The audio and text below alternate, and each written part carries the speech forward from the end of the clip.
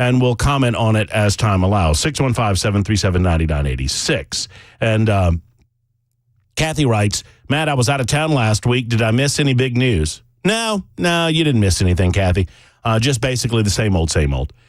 Lindsay wants to fix the YouTube stream. I can almost assure you that Bell K is already on top of that, and we're fixing it presently. Supertalk 99.7 WTN is found on a number of different platforms. Obviously, the radio dial, 99.7 FM on your radio.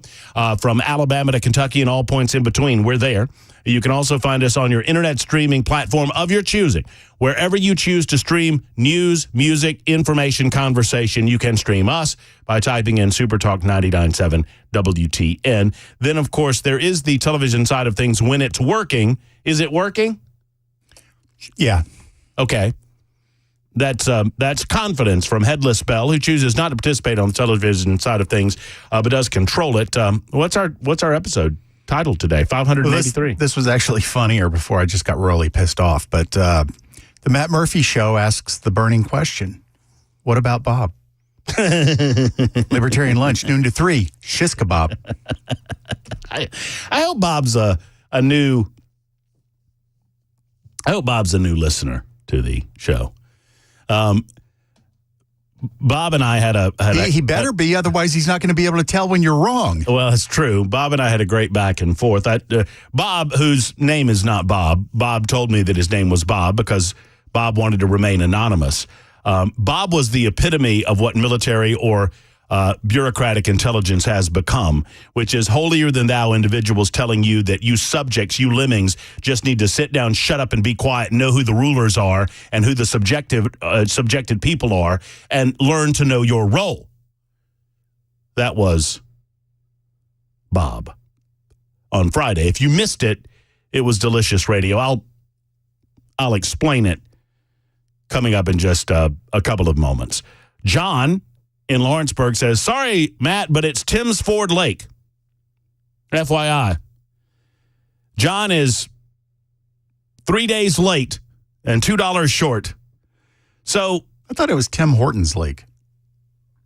I thought it was Dr. Seuss's Horton Here's a Who Lake. That's the best one yet. So we were out at, I'll just go ahead and tell the story. I mean, it's better than getting angry about Anthony Fauci during the Libertarian lunch. I don't want to ruin your lunch, and I feel I would do so if I start screaming and yelling about Anthony Fauci. Screaming and yelling, it's a lot more fun than you think. Beating a dead horse is a lot more fun than you think. So Friday, we had a great opportunity to go to Twin Creeks Marina, and we spent some time at a restaurant there on the dock called Drafts and Watercrafts. See what they did there? And Scotty and the team there were absolutely fabulous. And Jeff and his team at Twin Creeks Marina, absolutely fabulous. And the entire experience is just wonderful. I met so many wonderful folks. Tom and his wife Cassandra stopped by and spent the better part of the show with us. And I had an opportunity to spend some time with them afterwards. Many of you stopping by, telling us that you appreciated the radio station and the radio show. And I appreciate every single one of you. So for the first hour or so, for some reason in my head, Tim's Ford Lake was Tim Ford's Lake. As in, the man's name was Tim Ford, and he had some property that they put a lake on, and so they just called it Tim Ford's Lake. Y'all with me? Honest mistake. So in the midst of preparing for the show, I had to get, when we're on location, there are certain things that are out of sorts. I mean, we're creatures of habit. First and foremost, Bell K is typically behind the glass, still in studio when I'm out on location. So he and I have to hook up via a couple of different, I'm just describing this to you. Not that I'm complaining. I love being out and about. I would do it every day if I had the ability because I get to meet wonderful listeners like you. We have to set up a Zoom shot or a camera shot for the television side of things on SuperTalk. We have to set up what is called a StreamYard shot, which is another program that gives us the ability to communicate and for me to know when there are telephone callers or when guests are on the line. We have the super text line that we have to get up and running. Bell and I have some back channel communication that's going on. We got like 5 different ways to communicate. So we have all that going on. And in order to do that, you've got to get Wi-Fi connections and internet connections and cables running, all of that. So you've got all of that going on. So in the midst of all of that, I set aside the membersnutrition.com super text line until a later time so that we could make sure that everything else was up and running before I got that going.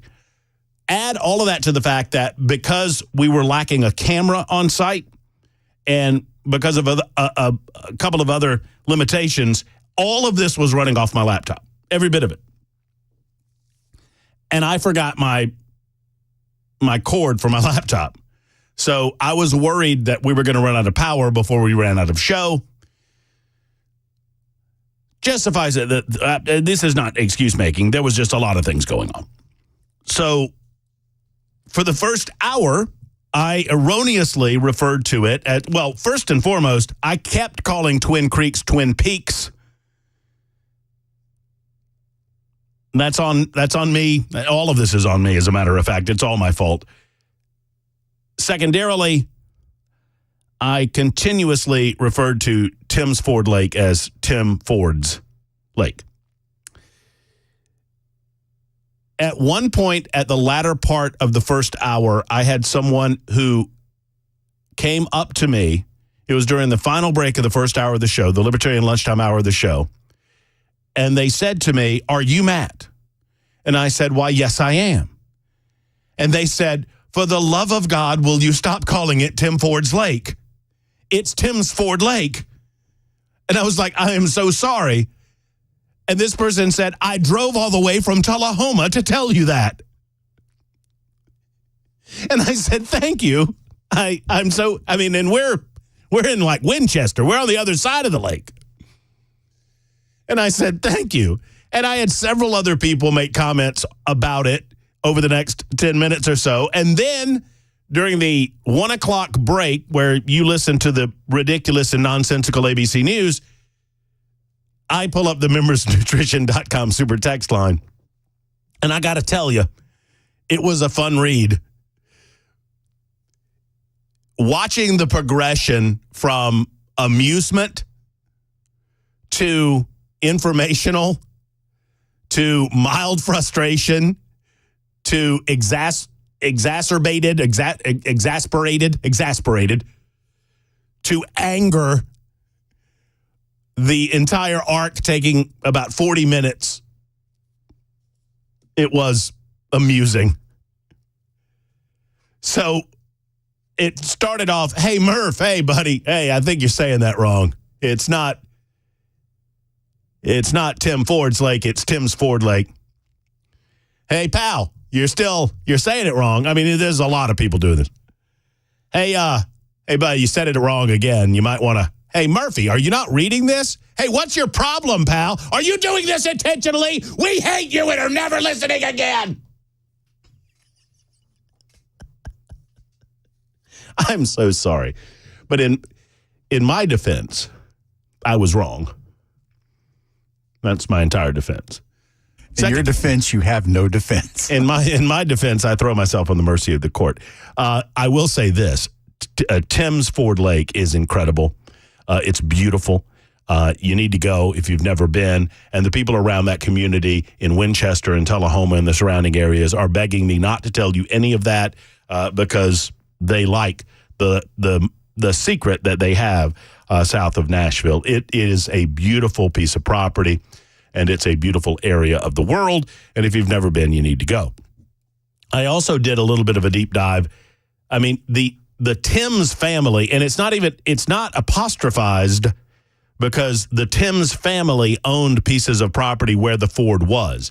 And so for some reason in my head, I was thinking that Ford was a southernism of a fjord, and I didn't know we had a lot of fjords in and around here, and apparently we don't.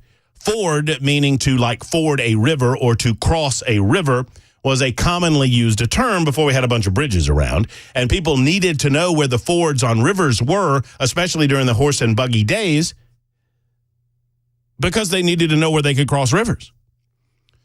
And so it became fairly common to name fords after the property in which the fords are, as in Timms, the Timms family, Ford on the river. I think it's the Elk River, if I'm not mistaken. And then eventually that became the lake. And so there you go. Tim's Ford Lake in beautiful Winchester / Tullahoma / I think there are about 5 communities around there. So anyway, that's the backstory. And I humbly and sincerely apologize. To which 9634 wants to know, who is this Tim and how do you know he drives a Ford? Exactly. Frank says, I think they need to rename their lake. They knew it would cause confusion. They do know it will cause confusion. I think that's their point, trying to keep us away. I think for all of us, for you Murphy minions on Supertalk 99.7 WTN, might I humbly suggest that we just call it Murphy Lake from now on and be done with it? No? Hey, I got the Elk River part right, so at least I've got that going for me. What a great experience we had at the Glock store Saturday. While we're talking about our weekends, I hope everyone had a wonderful weekend, despite the fact that we had some rain showers moving through on Saturday. What a great crowd at the Glock store. It was a big open house event, and so many of you stopped by and said hello. If I got a chance to speak to you, I appreciate you stopping by. If we did not get a chance to speak, I'm sorry about that, and we'll catch each other next time. It was a wonderful time, a full 4 hours spent out of the Glock store. What a fabulous, fabulous adventure, and what a fabulous facility, and I hope all of you enjoyed it very much. Did you get to do any shooting? I did not. Too busy.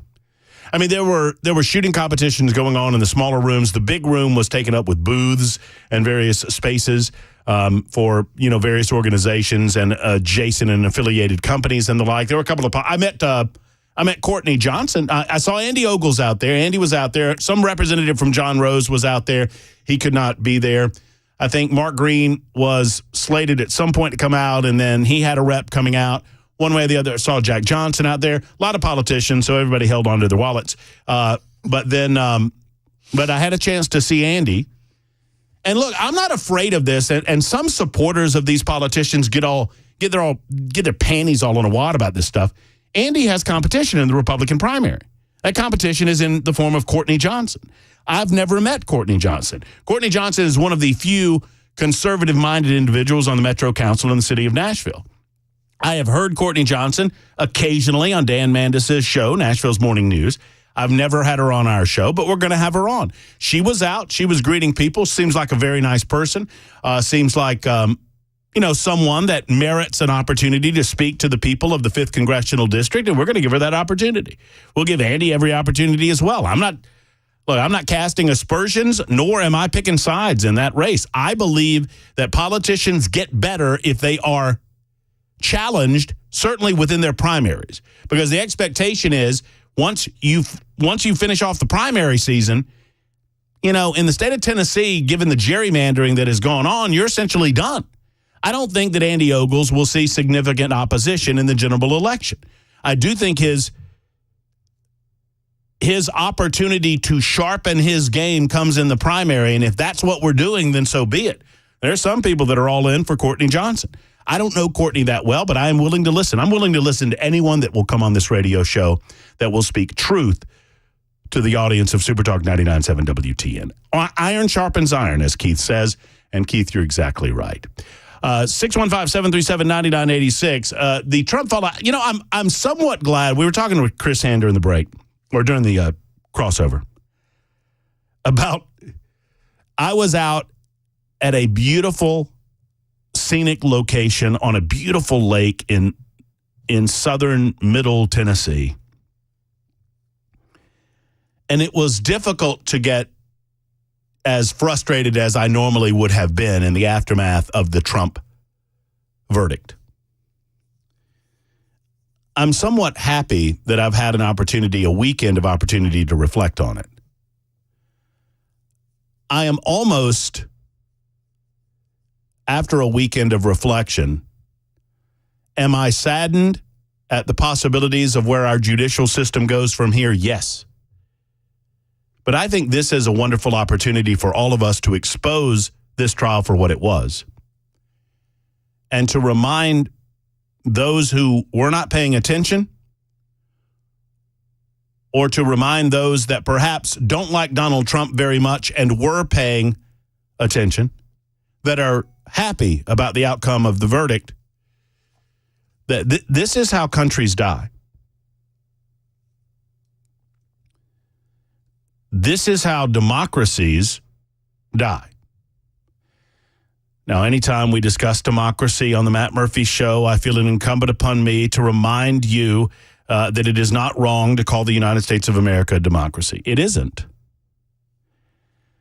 It is more specific and more to the point to call us a representative republic, but a representative republic is a form of a democracy. So there's so many people that are, don't call it a democracy. And you're just being silly. You're being silly. And I don't mean to tell you, I understand that I'm calling the baby ugly when I say that because so many people don't want to call it a democracy. We are a form of democracy, right?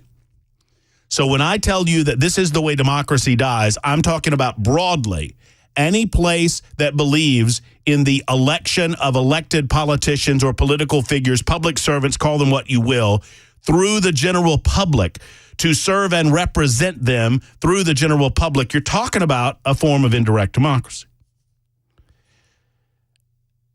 And historically, indirect democracies, or democracies generally speaking, they die really one of two ways. Either through the military or through the justice system, the system of justice, or a system of injustice. I want to discuss that in just a moment. Because upon reflection, I almost believe that this is a better outcome. I'm not trying to spin it. I'm just trying to tell you where I am on it. It is almost a better outcome that we have exposed the willingness that Democrats have to completely dismantle our system of justice for their own political purposes. And the gleeful nature in which they will do it. And if you think it ends with Trump, you are sorely... This isn't about Trump. This is about power and control. He's in the way.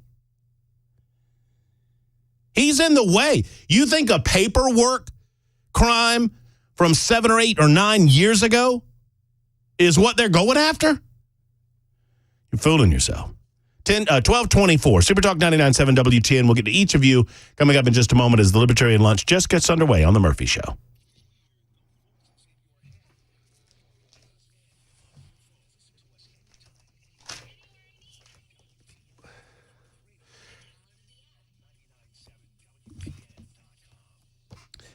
At U.S. Pest, they understand pest control better than anyone else I've ever met. I had a wonderful opportunity to meet one of the agents at U.S. Pest. He came by my door, didn't know who I was, did not know that I regularly talked about J.K. and Erica and the team at U.S. Pest on the radio show. But he knocked on my door one Saturday morning and he said, he was very polite. He said, hey, we're walking through the neighborhoods and, it's bug season and we wanted to talk to you about your current pest service and to see if we could give you an opportunity to do better with a free pest inspection within your home. Talked about termites, talked about spiders, talked about roaches, talked about all of those things, ticks and fleas and those sorts of things that could affect pet life, could affect human life, and could affect your health and the health of your family. It was a wonderful chat, and I gave him kudos to JK and Erica and the rest of the U.S. Pest team, and he deserves that. U.S. Pest Protection, they're the best in the business. They don't try to sell you anything. They just want you to be protected. Your home needs to be protected, and your family needs to be protected. So if you're concerned that you're not getting the service that you should, or if you're without service right now, let's call U.S. Pest for a free pest inspection of your home and your property. USPest.com for more information. USPest.com or 590-1260. 615-590-1260 for U.S. Pest.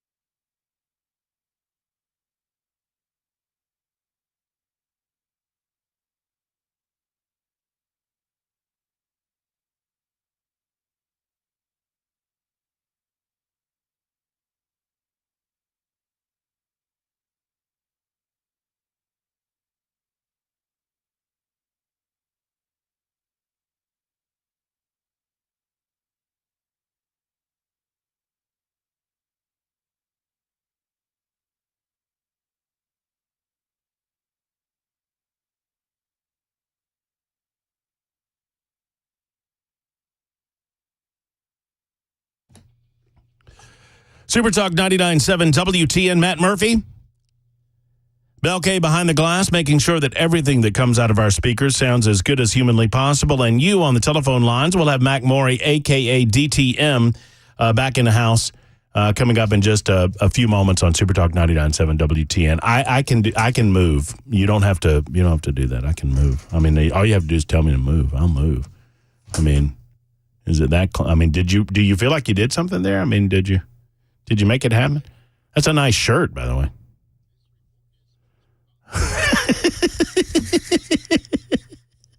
Well, who's the report sponsored by? You didn't tell us. You okay in there? Yeah, when I'm not hitting the wrong button. I've decided I can't. Your head was cut off, and I had to fix it. I mean, you want me to sit up less? You want me to sit up more? You want me to move things? Now. You want me to move down? Your show. You want me to move forward? I mean, I can do whatever you want me to do. You're not yelling at anybody. Look, you know what? I made a commitment at the beginning of the year, and I don't believe I've lived up to the commitment. I make a commitment every single year to be more of a joyful warrior, and I have a difficult time with it. I get so frustrated. Nobody wants to hear that. I'm not going to treat this like real life anymore, and I would encourage people to not treat this like real life anymore. Don't act as if this is a life or death scenario. Don't act like our country's future depends on this next election, because after all, it doesn't, right? Let's just go along to get along. Let's just make happy while we can. No, let's yell at people and be angry. Oh, man, I'm done with it. I'm done with it. If the majority of the United States of America, blissfully ignorant of the circumstances surrounding what's actually going on in Washington, D.C. and beyond, if they want to live a life of their choosing, just as if all of this will work itself out, then I'm going to do the same thing. I'm going to have a good time for the next, I don't know, however long we have with the freedoms that we enjoy. I mean, what's wrong with that? Let's live off the fat of the land while we can, for goodness sake. In the meantime, before we go to break, Chris Hand and I, we do our crossover, and then I take over this position here in our studios, our palatial studios, just down on the dead end of Music Row. And sometimes Hand, zeroes out everything he had on the computer monitors, and sometimes he doesn't. Sometimes I get the opportunity to listen to Chris's show, and sometimes I don't. Today was one of those days where I don't know what he talked about. I assume that I could pick a subject or two that perhaps came up. Donald Trump's trial, the aftermath of the same. Maybe little Anthony Fauci today. But on those days where I have to close out some of the open windows that Hand has, sometimes it amuses me to wonder for myself how in the world they got to talking about this. I know that probably people feel the same way about us. So apparently, Chris, you didn't catch any of the show today, did you? No, I did not. Apparently, at some point, they were talking about Pat Sajak hosting the Wheel of Fortune drunk. That's had to have happened. He has admitted it. Oh. Hand looked it up. Hand fact-checked it. I'm looking at the fact check right now. Pat Sajak drunk Wheel of Fortune. Sajak admitted years ago, Vanna and I have done Wheel of Fortune drunk. This week's his last week. It's a very sad week. I love Pat Sajak. And I love Wheel of Fortune. And yes, I am old. It's 12:33 on Super Talk 99.7 WTN.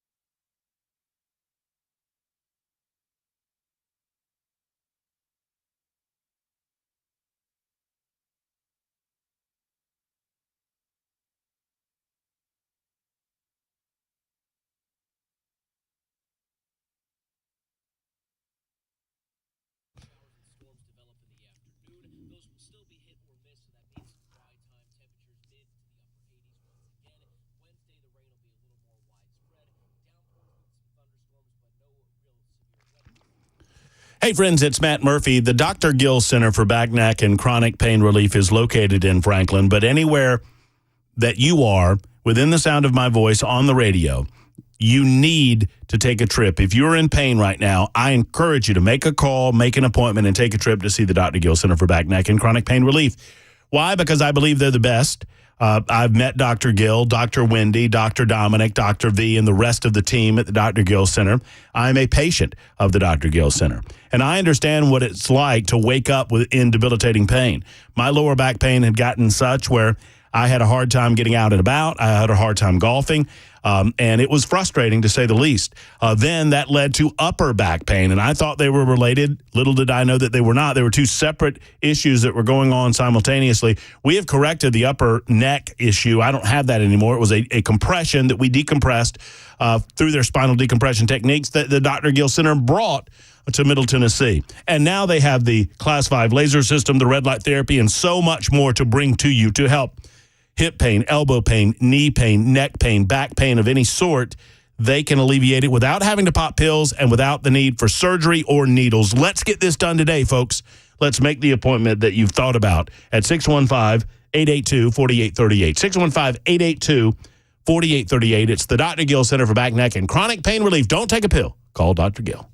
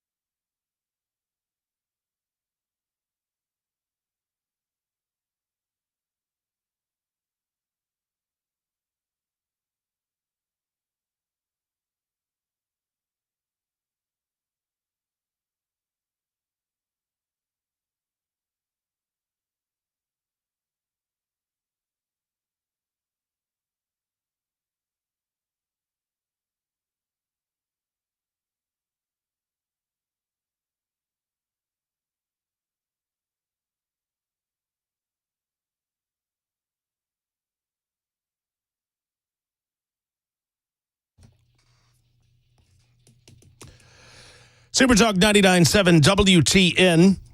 It is the Matt Murphy Radio Show, broadcasting on 99.7 FM all across your streaming internet dial. We're there at Super Talk 99.7 WTN. Whatever platform you use, just type us up and you'll find us. You can also find us on Super Talk TV, YouTube, Facebook, Twitter, Twitch. Thank you to U.S. Pest for helping bring you our Super Talk television portion of the day. And thank you to F&M Bank for their contribution in providing the chat feature on the Super Talk television side of things. You can chat, you can interact, you can chat with us on the membersnutrition.com super text line at 615-737-9986 as we continue episode 583 of our Libertarian Lunchtime together. So, the fallout of the Donald Trump conviction. Over the weekend, I was in the mood to kind of reset. This was in the aftermath of the Glock store event where we saw so many listeners and supporters and people from all across these hills and valleys of the great state of Tennessee and beyond. And I didn't ask every single person their political affiliations, but they volunteered them to me. In as much as we were having conversations, it invariably went to the conviction of Donald Trump. And it created in me, in the aftermath of the event, as I was driving home, I kind of had a grand reset in all of this. Because I admit that I was bothered. I didn't really have an ability to pinpoint what was bothering me the most on Friday, which is why I'm somewhat glad that I had a few days to decompress on it. But I find myself at such peace with where we are in our country. There is a clear distinction now between those that want to go toward more government control in Washington, D.C., and those that do not. Those that believe that there are groups, whether they know this or not, this is what they're arguing for. They're arguing for nanny state. Now, the liberal left, the leftist in the United States, the statists, we'll call them, they have an ability to hide what they are doing behind the boogeyman that has become Trump. But if you use the brain that God gave you, if you use your ability to reason this out and rationalize this out, you will understand that they will not take away some of the things that they have learned to do over the course of the last 8 years or so. Once Donald Trump is no longer in the picture, those things will continue and those efforts will continue. And what are those efforts? Those efforts are to centrally control the American people. Isn't that what we're discussing? How much responsibility and how much liberty should be, because those two things go hand in hand, how much should be left to the states or to the people individually versus how much control over our daily lives are we willing to give to the government of the United States of America in the form of the bureaucracy and the politicians that supposedly run it, which I don't necessarily believe, but I'm just work with me, okay? This is the fight that we are engaged in. It is not a pro-Trump or anti-Trump fight. It is a fight over how we are going to live our lives with regard to who gets to make the decisions.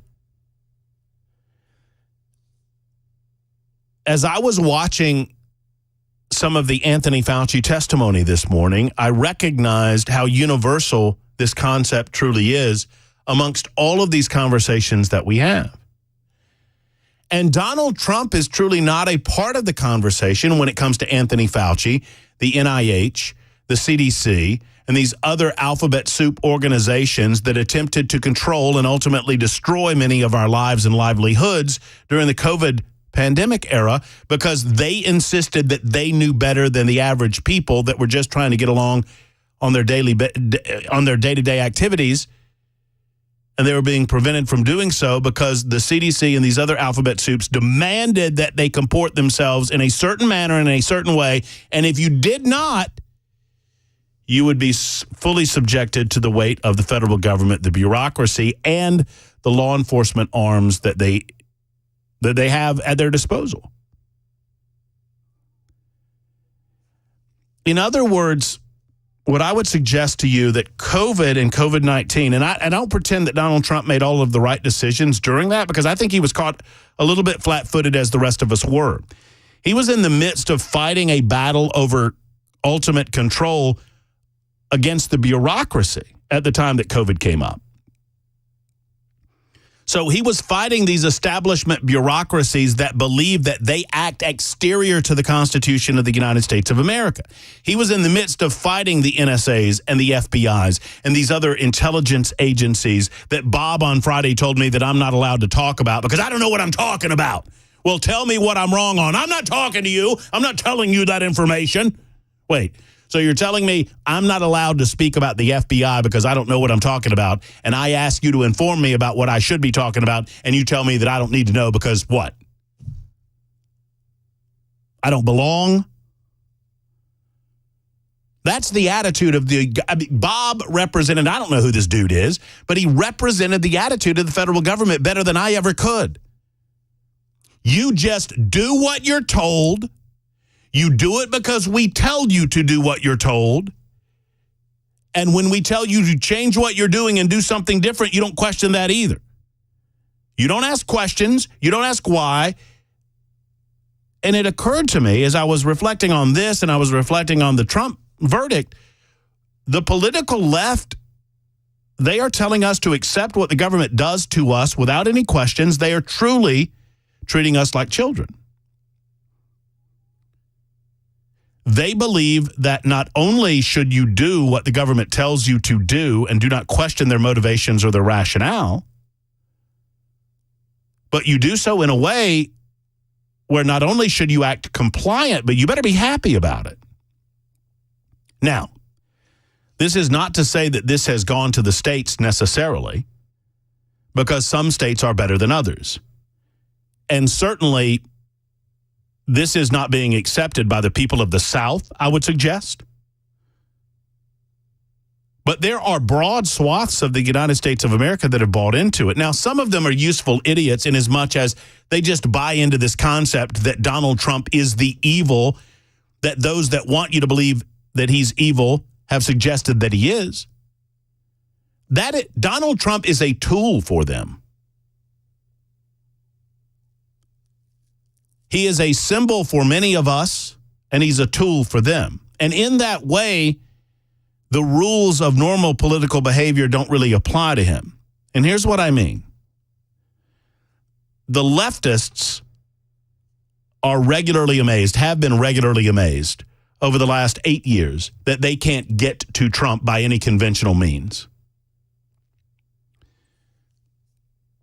The normal things that the political left, the normal playbook that they have used to destroy effective politicians on the right, they've not worked.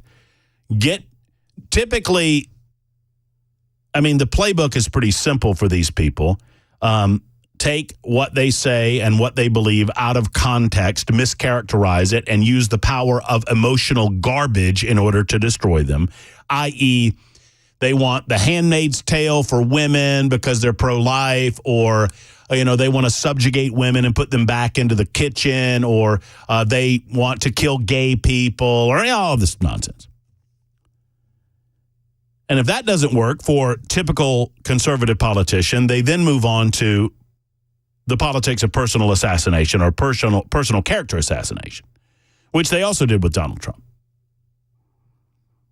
Oh, they play the hypocrite game, too. I forgot about that. Where he said this 5 years ago and he's saying this now. He's a hypocrite, and conservatives hate hypocrites and all of that. And they use the useful mainstream media at every step of the proceedings for their own purposes. Then they move on to the politics of personal character assassination. He had an affair back in the day. He said this thing or that thing. He was caught on tape, the Billy Bush tape, et cetera, et cetera. Then they accuse them of being like agents of the left, that they are Manchurian candidates and these sorts of things, which they did during the first stages of the Donald Trump presidency, and none of it worked. None of it worked. Why? I believe for those of us who support Donald Trump, he represents something greater than himself, and I've been saying that for a long time. What I have not connected is how he represents that thing, how people consider him to be that representation of a government grown too large, of a bureaucracy that is too controlling, of an institution or multiple institutions that have become uncontrollable by the consent of the governed. And so we sent him with a simple message. Get this crap under control. Get the bureaucracy under control. Get the regulation under control. Get our borders under control. Shrink government back to its appropriate and constitutional roles and levels. And Donald Trump succeeded in some of those things and failed in other things. And it was believed that given another 4 years of continuous service to the United States of America, that he would go a long way in what he would call draining that swamp. What we saw last week in the verdict in this trial, and I understand that it was a hand-picked jury, and I understand that that's of concern to many of the American people, but I don't think the selection of that jury led to the verdict that the jury gave. I think the selection of that judge did. It's far less an indictment on the jury in as much as it's an indictment on the judge. That's a part of the system. That judge was hand-selected. Normally, it is a random selection process. This judge was not randomly selected. This judge was personally selected by the department. Why?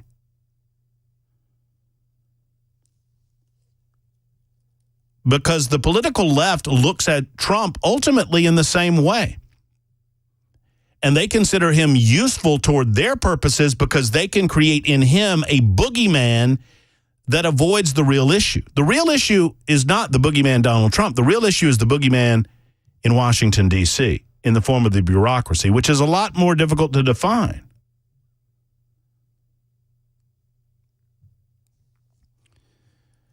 Which is why I would suggest that our election in November is not about any verdict that happened last week, and I don't think it will be. It is very much about what type of country you want to live in. One that has the ability to tell you the manner in which you're going to comport yourself in your daily life and what you're allowed to express or not to express. If they can tell a sitting United States Supreme Court justice that they are not allowed to express themselves politically on their property with their flag, how the hell do you think if they are given the ability they're going to treat you? They'll put you in jail, bro. You don't think they won't?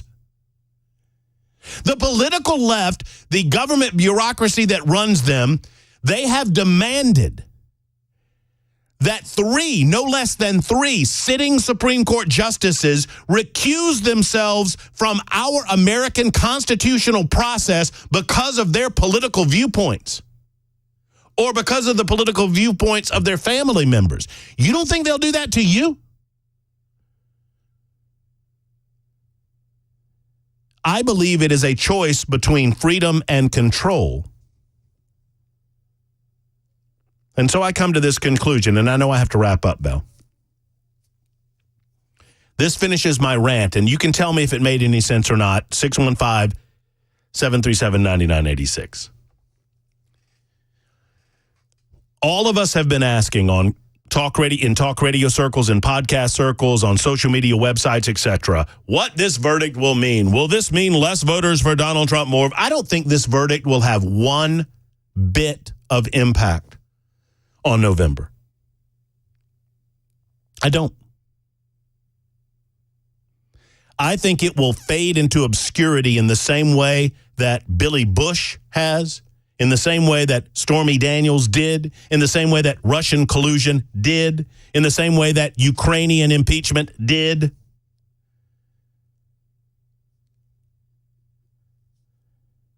Donald Trump did not lose 2020 for any of those reasons. Donald Trump lost 2020 because of the real level of control that the federal government truly has, and that's COVID. Whether they created it or not, whether it was weaponized or not, whether it was intentional or not, the political left used COVID to steal the 2020 election. Tell me I'm wrong. Back in a moment on Super Talk.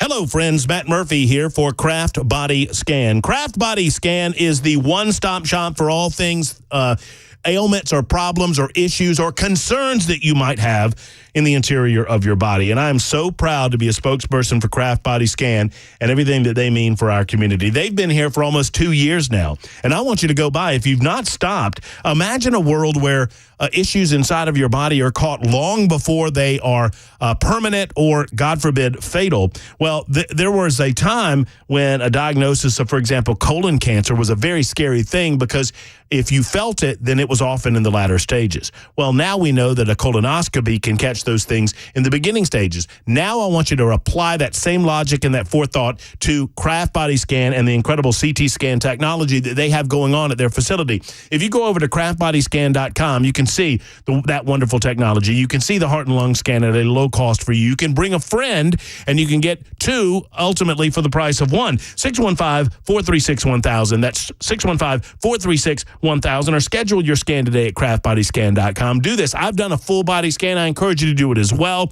and you will save hundreds and hundreds, if not thousands of dollars on your scan when you make the appointment today. 615-436-1000. Tell them Matt Murphy sent you to Craft Body Scan.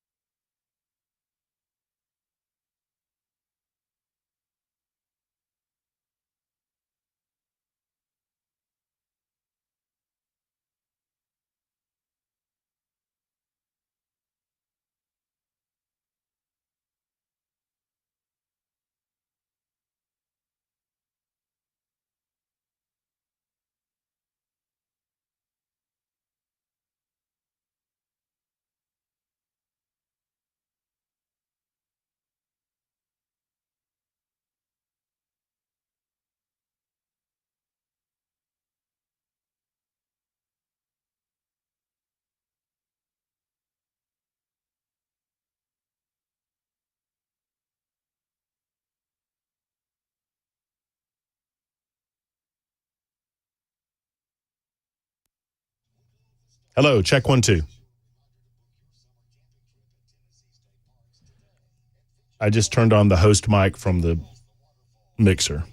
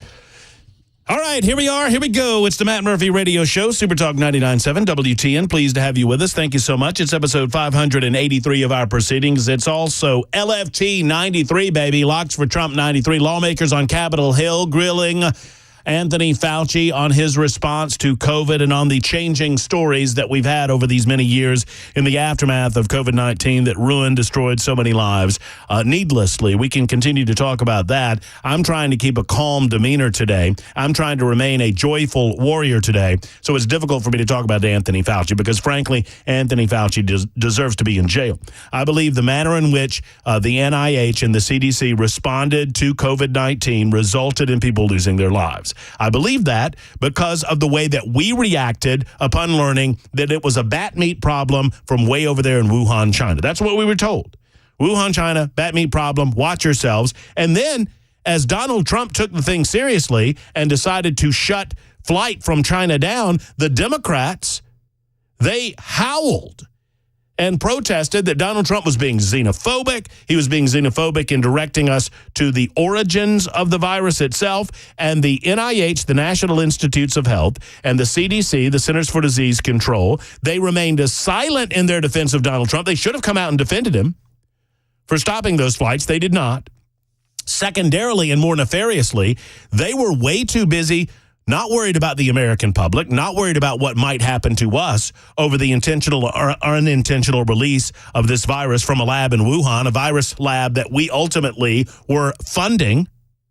Oh, yes, we were funding that lab. Gain of function research was absolutely funding that lab. The connective tissue is clear. Was it a direct line of funding? Did we go from point A, the budget of the United States of America, to point B, China? No. Of course they didn't do that because they wanted to hide it. It was all the result of eliminating gain-of-function research in the United States of America and looking to other places around the world in order to continue funding said gain-of-function research. And by the way, gain-of-function research in and of itself is not an evil thing, but it is a very important thing that we do it the right way so as not to allow leaks to happen, or we don't give it to the wrong people so that they might intentionally leak whatever they're working on. Which way this happened, I don't know. I don't pretend to know the answer to that question. There's some that do. Oh, well, it was intentionally leaked or it was unintentionally leaked. But I think it is beyond a time that we accepted the fact that it came from a Wuhan lab. I mean, come on. Give me a break. And in the meantime, Anthony Fauci remains out of jail. He should be in jail. Why? Not only did he lie to the President of the United States of America, not only did he lie in a de facto way to the American people directly and indirectly, but he did so to save his own skin. And he lied before Congress after promising to tell the truth, the whole truth, and nothing but the truth, so help him God. Here's my extrapolation of what I believe went down during that period of time. I was in Birmingham at the time. All of you guys were up here. Many of you. But anywhere across the United States of America, we all heard the same thing. This is an isolated situation in the country of China. It came from we believe, they always say, oh, we believe, it came from a bat meat market. It was the result of the eating of bat meat. There's nothing to worry about. We're gonna monitor the situation. We have to be careful not to allow this thing to get over here because it's already in human beings now and it could be. So the idea was that this came from a cultural experience based in China, and that so long as we monitor the movement from China to America or China to other parts of the world, we should be just fine. The predication of the explanation is what I have such an issue with, because I believe that it set off a series of events by which the American public reacted very differently than we would have reacted had we been told the truth.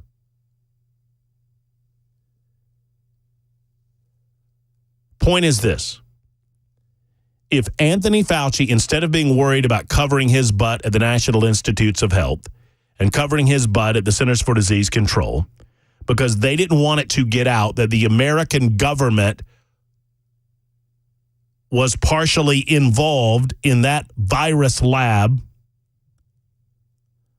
and in the leak of the virus itself, because they were more worried about saving their own skins than they were about telling the truth to the American people. They predicated the conversation by insisting that our best evidence demonstrates to us. This is what they told us at the time. I remember it like it was yelling. I mean, I'm elephantine about these things. That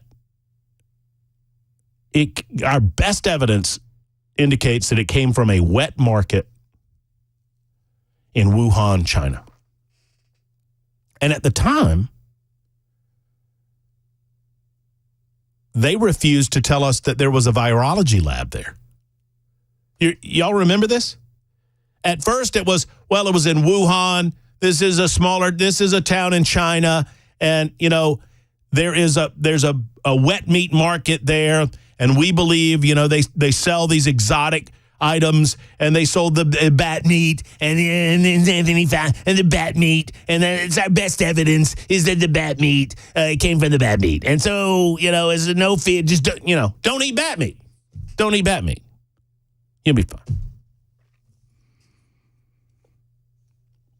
When he said that, he knew that there was a virology lab there. They refused to admit it at the time. Did not tell the American public. They knew that there was research going on with coronavirus at that Wuhan virology lab. Anthony Fauci knew that our government was assisting in the funding of that laboratory through various points of entry in the United States of America. You give money to research laboratories in the United States of America, and they in turn can give monies to other research facilities, and they eventually get that money to Wuhan. And they knew it. Why didn't they tell us? Why weren't they honest with us? Why, when this information came out in February of 2020 and in March of 2020, were we not told the truth? Why were we not told that all you have to do is tell the truth that we believe gain-of-function research is essential to helping the survival of the human race. We believe that we must identify the possibilities of viruses to our knowledge, mutating in certain ways that would make them more dangerous, would arm them in a sense to combat against our best vaccination efforts. And therefore, we in very controlled environments choose to attempt to weaponize certain viruses to try to replicate how they may mutate in the real world so as to figure out how to best combat them should it ever happen. That's a perfectly acceptable explanation. What's not acceptable is handing that off to the Red Chinese to allow them to do it, because we cannot control the environment in which these experiments are done. And secondarily, we cannot control the motivations of the communist Chinese and what their true aims and goals are when we have no authority or ability to witness what they're doing. We handed that over during the Obama administration. There was a time to justify gain-of-function research, and we didn't do it. And there's a debate as to whether or not it's justifiable at all. That's not what I'm talking about. What's not justifiable is lying to the American people when Anthony Fauci very well knew there was a virology lab in Wuhan, never mentioned it. He very well knew what was going on inside of that lab, never mentioned it. He very well knew that the strong possibility existed at that moment in February of 2020 where this virus came from, and it was a possibility that the Chinese released it intentionally. And he never once mentioned it.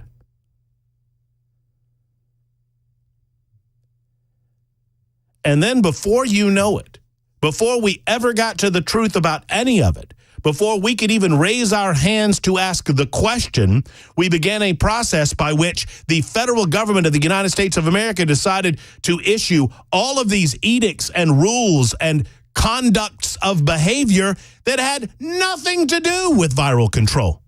They had nothing to do with science. Blanket edicts that did irreparable harm to the United States of America, to the point that businesses that had been a part of the American fabric went out of business. People who had put their hearts and their souls and their personal treasure, their life fortune into business opportunities and business ventures, watched those businesses vanish in real time because of edicts laid out by state governments having been pressured to do so by organizations like the National Institutes of Health and the CDC. Thankfully, we had a president that refused to issue any sort of national blankets or national mandates, despite the fact that he was urged to do so by the very likes of Anthony Fauci. Sadly, our president of the United States simultaneously felt like he could at least trust that Anthony Fauci was following the science when we talked about mask mandating and 6 feet of distance, none of which made any sense ever, and to this moment don't make any sense or any difference. I remember talking about it in late March of 2020, how sadly all of this works with regard to trying to protect those that are most vulnerable in our society, those that have pre-existing conditions, those that are elderly, much like a typical flu situation, but it is a very dramatic flu situation. We have to protect those who cannot protect themselves, and we have to absorb the nature of the virus into the fabric of our communities through herd immunity,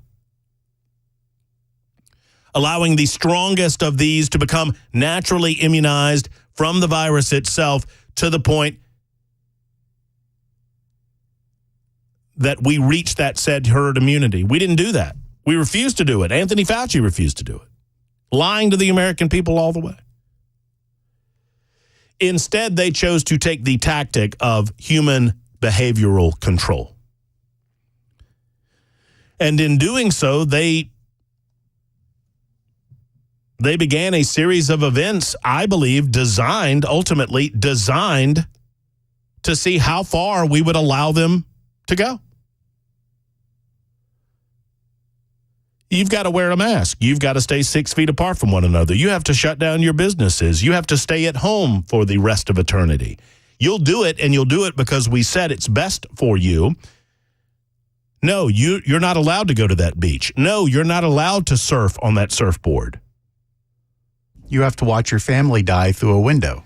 You're not allowed to be with your family members. That was you and I think a lot alike since we've gotten together 2.5 years ago, Belle, because it's exactly where I was leading to. You're not allowed to hold your grandmother's hand when she dies. No, you're not allowed because we say so.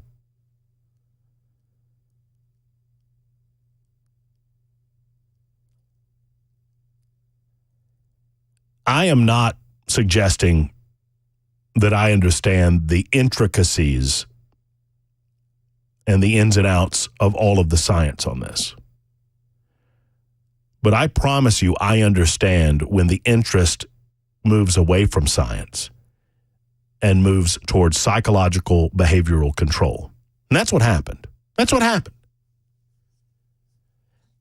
And I believe that there is an effort to continue that level of behavioral control through politics. I think they're interconnected. I don't think it's about this election is less about Donald Trump in my mind and more about Anthony Fauci.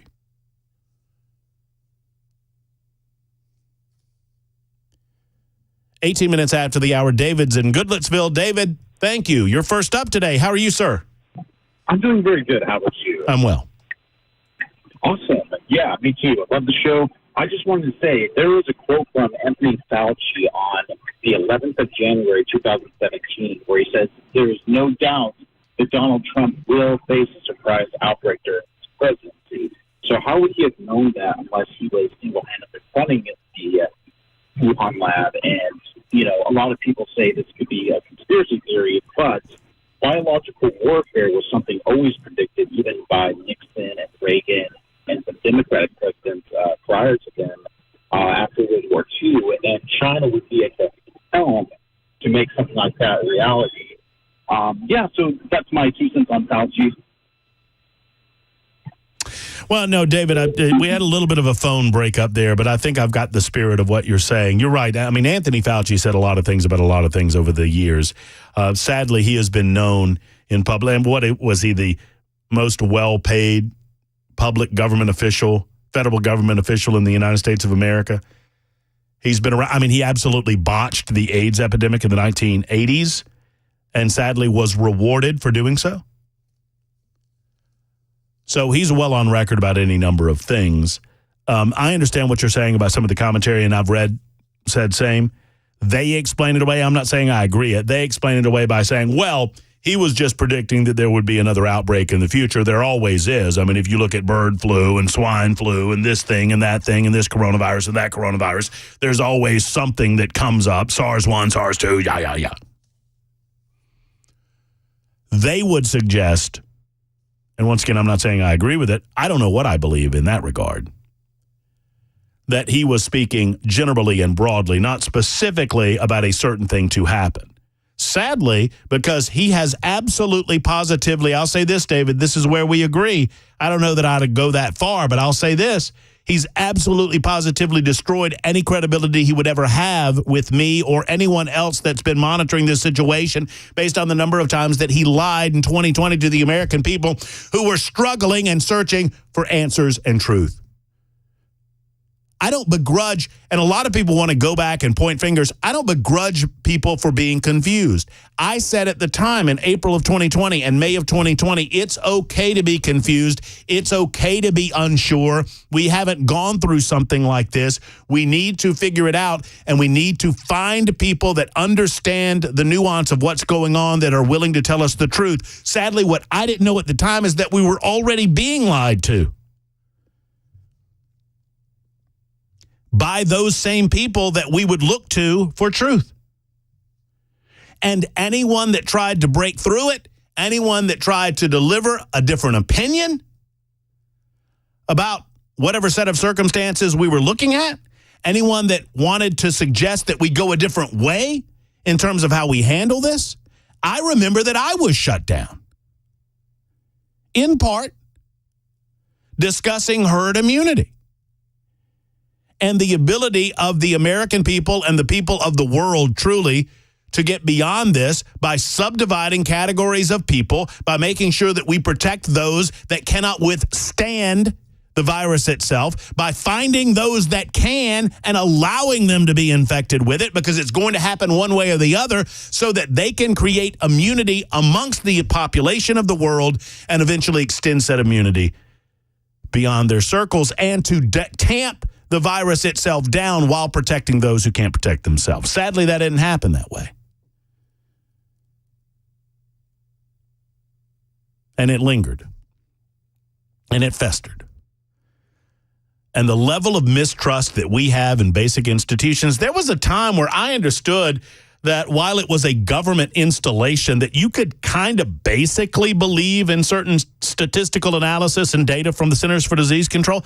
I don't know that you can believe anything anymore, considering that Anthony Fauci is currently on Capitol Hill being accused of their organization intentionally misspelled words in email communication so that an email communication could not be flagged at a future date on a FOIA request, a Freedom of Information Act request. You understand the level of nefarious behavior that has to be going on for me to tell Bell, when you and I communicate, I mean, this is what we're talking about. Bell, Kay, and I want to talk bad about our boss, Dan Mandis. Bell, we have to misspell Mandis in each email communication that we offer over our internet system because we don't want Dan to have the ability to look up his name at a later time and see some of these email communications. Before we talk about Dan, we've got to misspell his name to make sure that nobody can see what we're talking about. And wouldn't we have to agree on how we're going to misspell it so we're aware of what we're talking about? Absolutely. Which would make that two people engaging in a conspiracy against discovery by their bosses, the American people, as to what exactly they're talking about. That's how deep that rabbit hole goes. 615-737-9986. More coming up in a moment from you. I'll get to your calls next.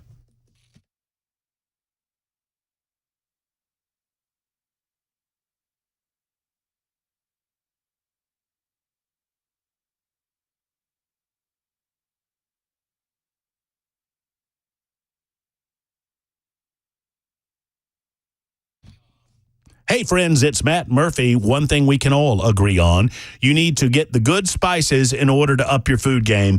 You know, I talk to people all the time. There was a time in my life, in my 20s, where I would eat anything that was sat in front of me. I mean, I didn't really have a food game. Well, you get to a point where you want to up that food game. You want to get that better cut of steak, better cut of salmon, better veggies. You go to the farmer's market, you do these types of things.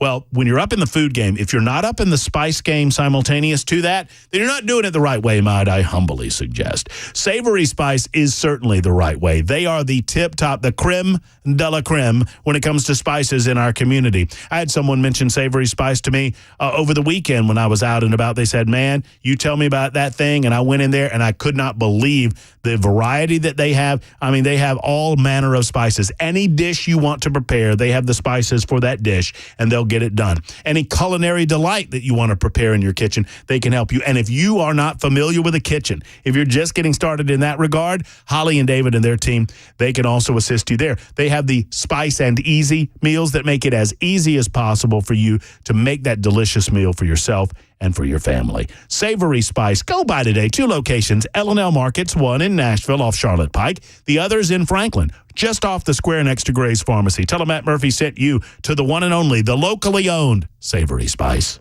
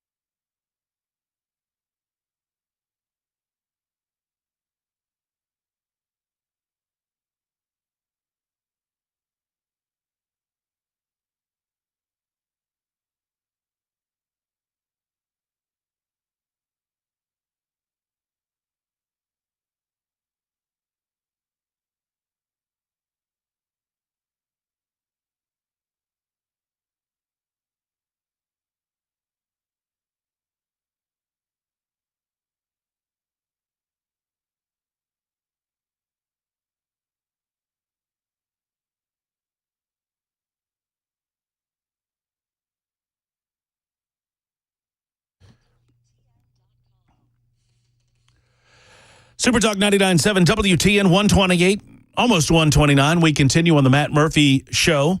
Thank you for being with us on our portion of the day. I do truly appreciate it, and I so appreciate getting an opportunity to meet those of you when we get out and about. I can't get over the event at the Glock store Saturday. It was a little bit of rain, but man, a packed house. Let me tell you, a packed house at 9:30.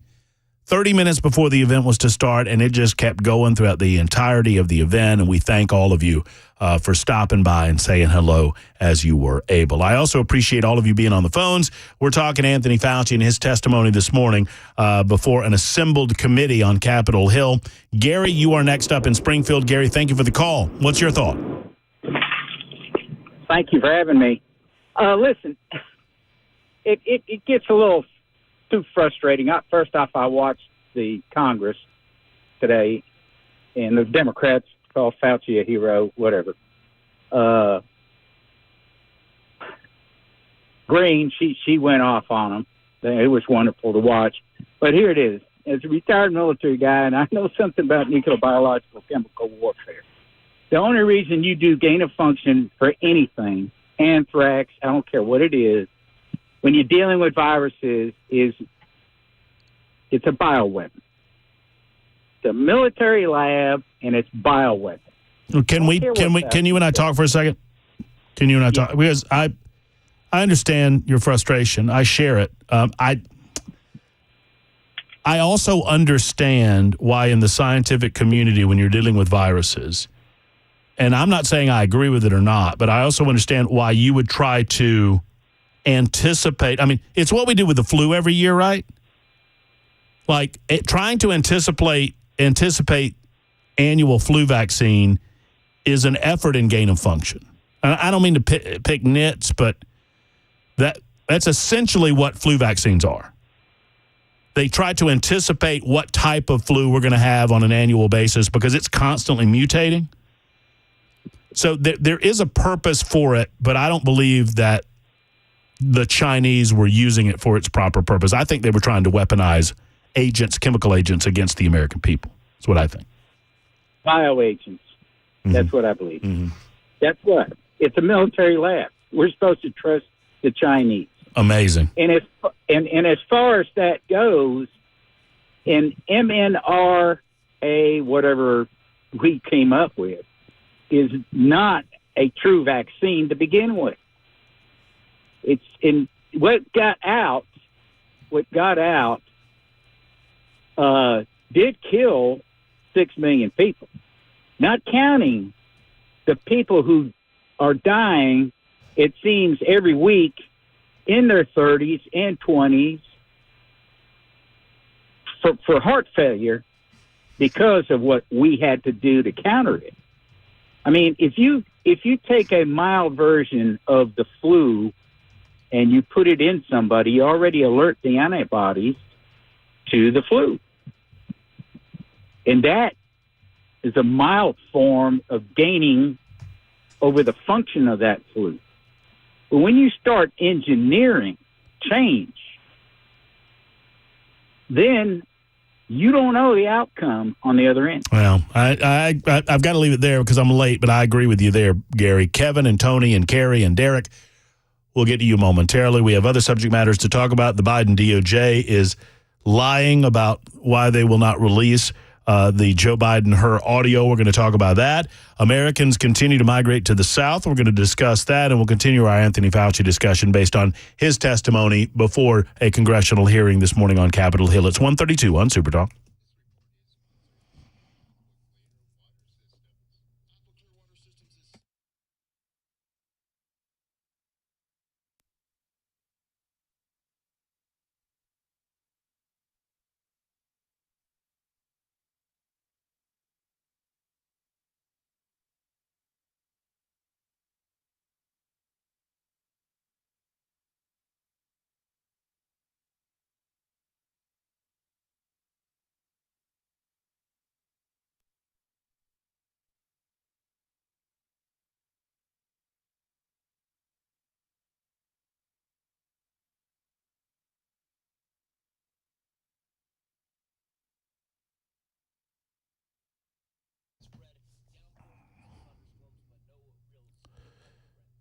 You know, Tennessee Men's Clinic, by design, they are there to get you back to life, gentlemen, whether it's energy in the gym, energy in the yard, energy in the bedroom.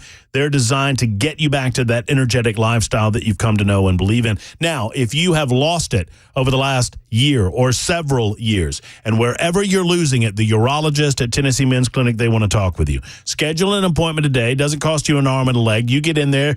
They'll talk to you about what your situation is. They'll get some blood work from you. They'll go over some of those blood samples, and they'll find out exactly what's going on inside of your body, whether it's low T levels or whatever it might be. They have a solution for you, men, to get you back to life in a natural way. And ask them about this when you visit Tennessee Men's Clinic. You can find out more at TennesseeMen'sClinic.com. See some of the variety of solutions that they have, and they have a solution for you. I promise you, when other things fail, Tennessee Men's Clinic, they succeed, and they have over a decade of testimony to experience. In other words, they get it done, and they get it done the right way. Men, their biggest complaint once they go to Tennessee Men's Clinic is they didn't do it sooner. TennesseeMen'sClinic.com for more information. That's TennesseeMen'sClinic.com, or call them today at 615-208-9090. 208-9090. It's Tennessee Men's Clinic.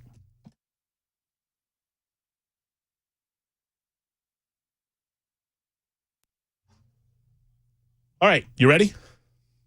I'm told that, ladies and gentlemen, if you're listening online and you can hear me right now, would you please respond on the membersnutrition.com super text line? I'm told that this broadcast is not being made available to anyone except for us internally. But if you can hear us on the membersnutrition.com super text line, would you please tell us that you can hear us and where you are listening? Because I believe that what I'm being told is erroneous. Just dial us up, membersnutrition.com super text. I can't hear you, Bell, because I don't have an ability to hear talkback.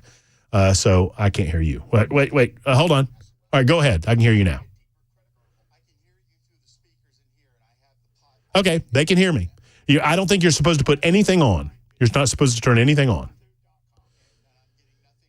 I'm being told that I'm heard on the radio right now.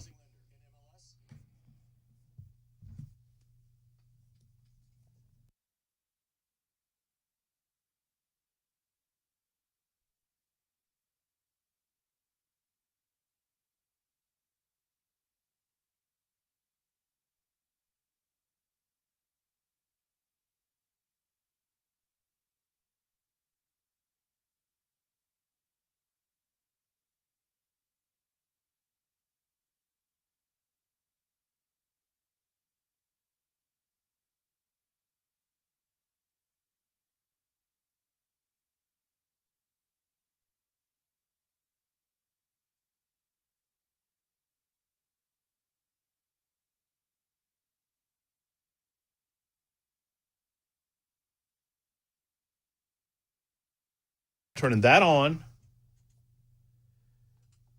Have you recorded in here during a show ever? Like not in here, no. Okay. So you've never had a host record for you? But yeah, I've had a record. Yes. Through the yes, board? Yeah. Through this board? No, not through the board. Through their mic. You know what I mean? I'm having you speak.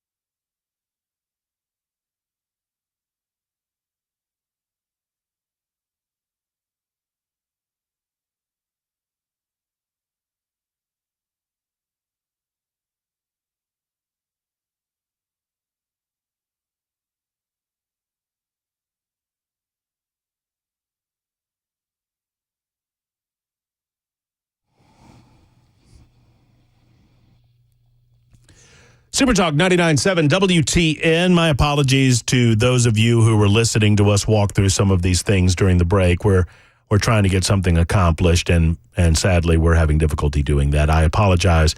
My name's on the door, and so it's my fault. 38 after the hour, Super Talk 99.7 WTN.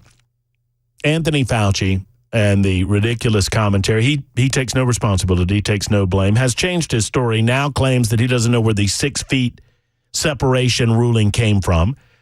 never believed that masking helped with children particularly. And there you go. We continue that discussion with Kevin next in Nashville. Kevin, thank you for the call. Hey, Matt. This, to me, I think the tentacles on this go really deep in a whole lot of directions. One of the things that we actually have funded that lab up until this year. And I read about that 2 years ago, and the Biden administration was going to continue on with the funding. And it wasn't just the NIH that did it. The Pentagon also gave that lab $39 million, as did one of the tech companies, starts with a G. They did too. They gave it like $2 million. So this stuff goes a lot deeper than that. And then if you go all the way back to a thing that I read about, it was back in October of 2019 called Event 201. In Event 201, the whole idea was, what would the public do if there was a global pandemic? And guess what the featured virus was at Event 201? COVID-19. Mm-hmm. So this thing was all cooked up. To me, it was all cooked up. And then at the same time, the speed at which they had a vaccine produced, which I did some digging, and some of this was from stuff that Uncle Phil had come up with. On average, from what virologists have said, it takes about 5 to 15 years to develop a vaccine. You don't just pop one out just like that. And five years is getting it quick. All of a sudden, they just had one popped out just like that. And then the next thing what the government did right after this thing came out was start shutting any other doctors down that had anything contrary to say about the treatment. You know, you had doctors like Pierre Corey, Peter McCullough, and several others, Ryan Cole. Some of them had YouTubes up on what they thought was going to happen, and they were immediately shut down. All these guys, America's frontline doctors, they were immediately shut down. Some of them had lost their ability to practice at certain hospitals because they came up with other ways of treating this thing. And, of course, and they were shut down the use of ivermectin. Oh, no, you can't use that. Oh, no, you can't use hydrochloroquine. You got to use this shot that we're giving you that we just happen to have laying around for this thing. None of that stuff sounds very believable to me. And Fauci was one of the things he did say as far as some of the masking goes, and I read that too. He said, well, some of these were noble lies he told to get people to do what he wanted them to do. Well, no, that's exactly. Well, that's right. And I bristle. And if you want to get my cockles up, this idea that you're going to lie to me just to control me, No, that's not the way freedom works. At least for me, Tony. I don't feel like it works that way for you either. No, it doesn't.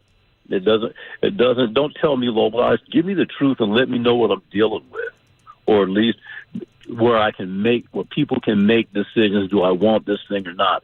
Don't tell me I have to take this, or you're going to threaten my job. You're going to threaten my ability to move about because you're telling me noble lies. It turns out for a whole lot of people, these noble lies haven't worked out, and they're not working out. There's still more to come where they're not going to continue to work out for people, and he's paying no price for it. Like I said, I'm in favor of capital punishment for him. The quicker, the better.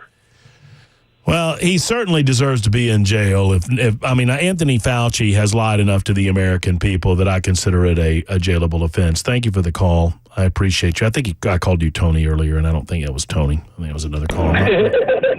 This is Tony, though. Hey, Tony. Hey, how you doing? How's it going? I'm doing pretty good out here trying to make my wife some money. Oh, well, I love it. Well, send me a couple bucks, would you?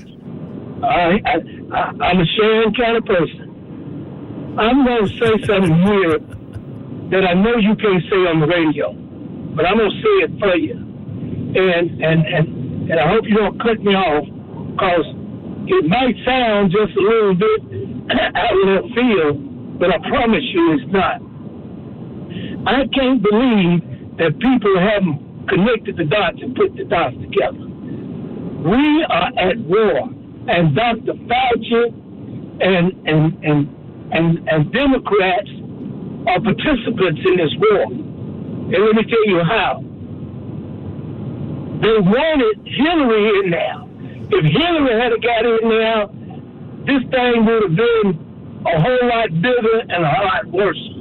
Because these people have been compromised by, see, while they was talking about Trump being in collusion with Putin, they always been in collusion with China and Russia. Always have taken millions and millions of dollars from them. So they're compromised. Fauci not only funded that, the Wuhan lab, he went and helped them to develop this gain of function. And what really set it off was that once Trump got in office, we became energy independent. Mm-hmm. That's what really set it off. Because now we are providing oil and natural gas to our allies. So that cut Iran, they cut Putin off. All of them couldn't make no money. So their economy was sucking and going down the drain. Not to count the tariffs that he put on there and made it fair trade that the Democrats took away from us from the North American trade agreement. So now they desperate. So what did they do? Once they did this, then they turned this virus loose on purpose. But what really saved America was one decision, and he got ridiculed for it, is that he told all planes that was coming from China couldn't land in America. No, exactly right. And he was ridiculed. I mean, and it circles back to where I began the conversation. Tony, great comments. I don't know that I agree with every aspect of that, and I don't know that some of the aspects of what you said are necessarily provable. But here's the sad reality. Because we have been lied to so much by heads of institutions that we formerly trusted, above and beyond any political affiliation, the CDC, the NIH, some of these other organizations, because they have regularly and repeatedly lied to us, we have lost faith in these institutions. And so we don't know what to believe and what not to believe. But I do agree with you that it was in the best financial interest for China and other countries to limit American oil independence, fossil fuel independence, energy production independence. Certainly, China was no fan of Donald Trump's in terms of how he was attempting to begin the process of solving the trade imbalance that existed between our two countries. There's no question about that. And certainly, you are correct in your assessment that he was soundly and roundly ridiculed when he cut off all travel between our two countries. They said it was xenophobic. They said that it was impermissible because of its xenophobia and its targeted nature. I remember that like it was yesterday. Donald Trump was ridiculed by calling it the China virus. Why? Well, you're causing Asian hysteria and you're causing Asian phobia. No, he's designating where the ultimate origin of the virus came from, Wuhan virus, Chinese virus, China virus, in the same manner that the scientific community has done for all of time. For all of time, there has been a geographical designation based on where these viruses came from. Now, they oftentimes are labeled in different ways, too, swine flu, bird flu, etc. Derek is next in Nash. Derek, thank you for the call. How are you? I'm good. Thank you, Matt, for taking my call. Good to talk to you again. Good to talk to you. We're obviously all discussing the duplicity of this. And I wanted to point out, I have a friend whose father it was right at 2022, or 2021, 2020, I think it's 2021. And his father died. He died of a heart attack, and everybody knew it was a heart attack. But they tested his father for the coronavirus, and they said, if it's the coronavirus, you don't get the body back, we're going to cremate the body. And I'm like, how many people did not die from the virus? Their bodies were cremated. To me, that's a way of covering up the evidence.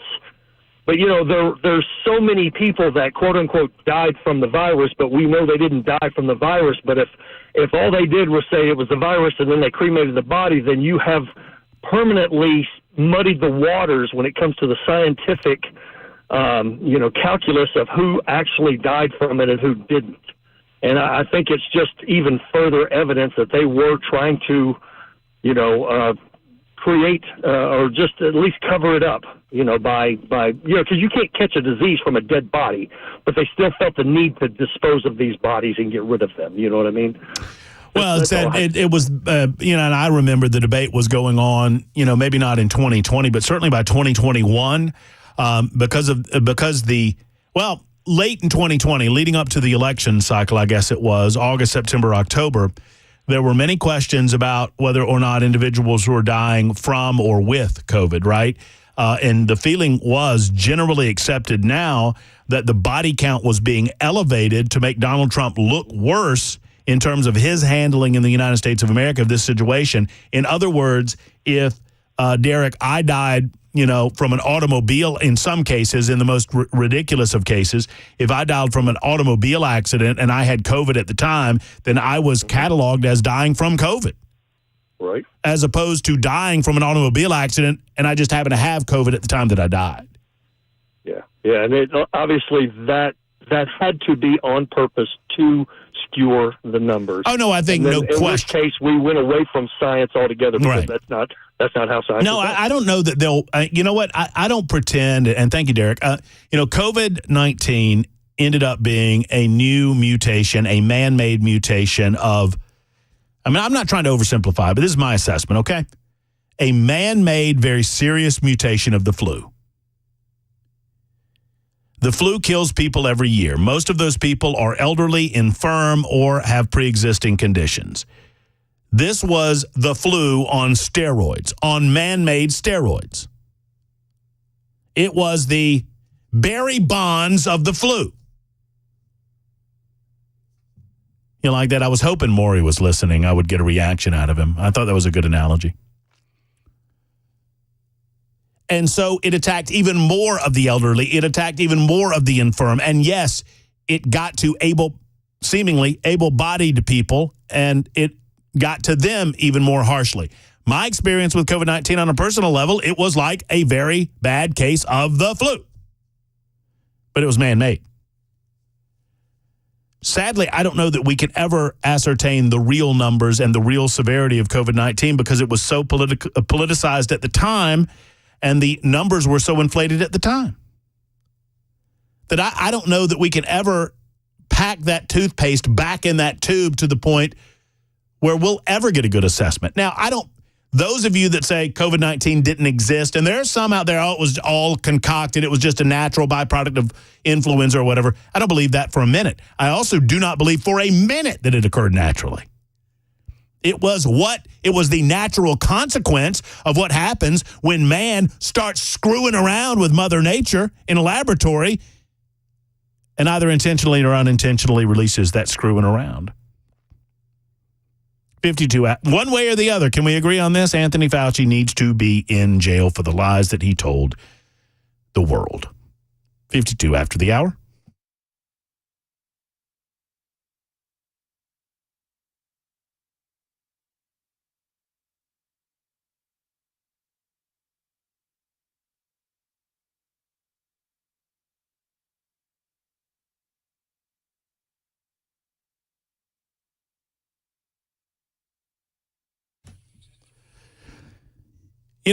At the safe house, Nashville safe house, they have more safes than I could count, maybe even on my radio show during a normal 3-hour day. They have about 600 or thereabouts normally in stock in their showroom and at the warehouse. You go through the warehouse and you think, wow, there is a lot of safes. There's a lot of different brand names.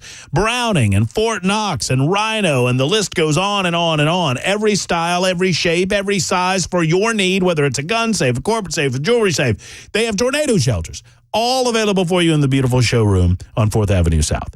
But then Mark will tell you, oh, yeah, we have like twice this many in our warehouse as well. Twice that many in the warehouse. What do you... They just have more safes than they can possibly display.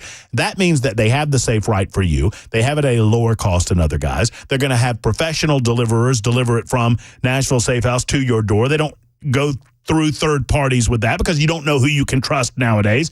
It is a matter of trust that you go to Nashville Safe House. Best selection, best professionalism, best delivery right there on 4th Avenue South. Go to NashvilleSafeHouse.com, NashvilleSafeHouse.com, or across from City Cemetery. It's Nashville Safe House.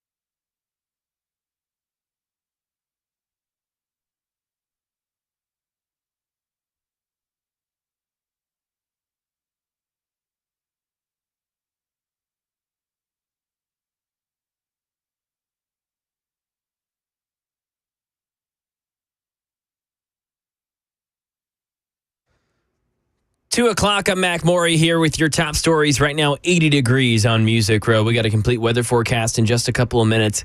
Israeli leaders pushing back against President Biden's remarks on Friday regarding a possible ceasefire in Gaza. The president detailed the latest proposal and seemed optimistic that Israel and Hamas would accept. But some hardliners in Israel's government say peace with Hamas is not an option. Here's Karen Travers in Washington. The White House says President Biden outlined Israel's ceasefire proposal accurately, pushing back on suggestions he miscommunicated the offer. National Security spokesman John Kirby also argued the president was not, quote, jamming Prime Minister Benjamin Netanyahu. Kirby said the president felt it was important to publicly reveal for the first time details of the ongoing ceasefire negotiations, saying it was meant to apply pressure on Hamas, not to corner Netanyahu. And staying in the nation's capital, Republicans in the House Select Subcommittee on the coronavirus pandemic are zeroing in on emails in a hearing today with former Biden chief medical advisor Dr. Anthony Fauci. Fauci admitted today that one of his former top advisors at the National Institute of Allergy and Infectious Diseases may have been working to keep certain communications from being accessed through public record requests. That's the latest news. Weather's on the way. I'm Mac Morey, WTN News.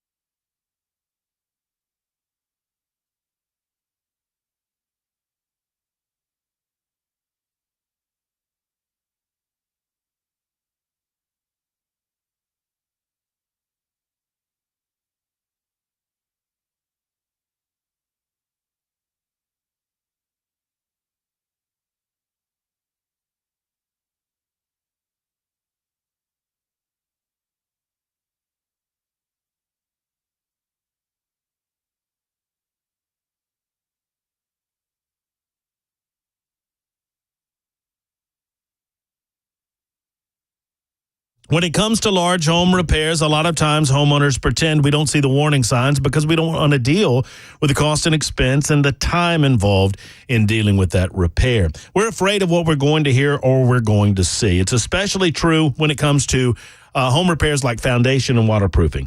It could be something big that needs to be fixed right now, and we're just ignoring it. Let's not do this, friends. Let's call the best in the business, USS, United Structural Systems. It could be a small problem that will become bigger that you can fix with ease and a little expense, or it might be a bigger issue that needs to be taken care of right now. USS is your one-stop shop for all things waterproofing and foundation repair in Middle Tennessee, Southern Kentucky, and beyond.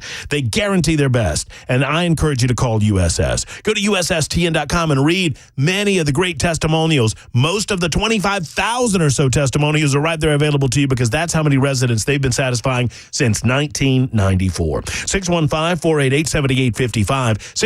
615-488-7855 or USSTN.com. Keeping homes stable and dry since 1994. They guarantee their best. It's USS.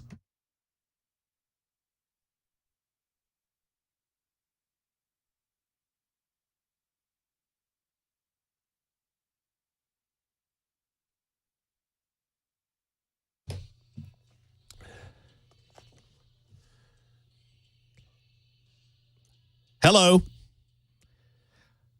Hi there, Matt Murphy and you. It's the Matt Murphy Radio Show on Supertalk 99.7 WTN. Pleased to have you with us in the final hour of our Monday, June 3rd edition.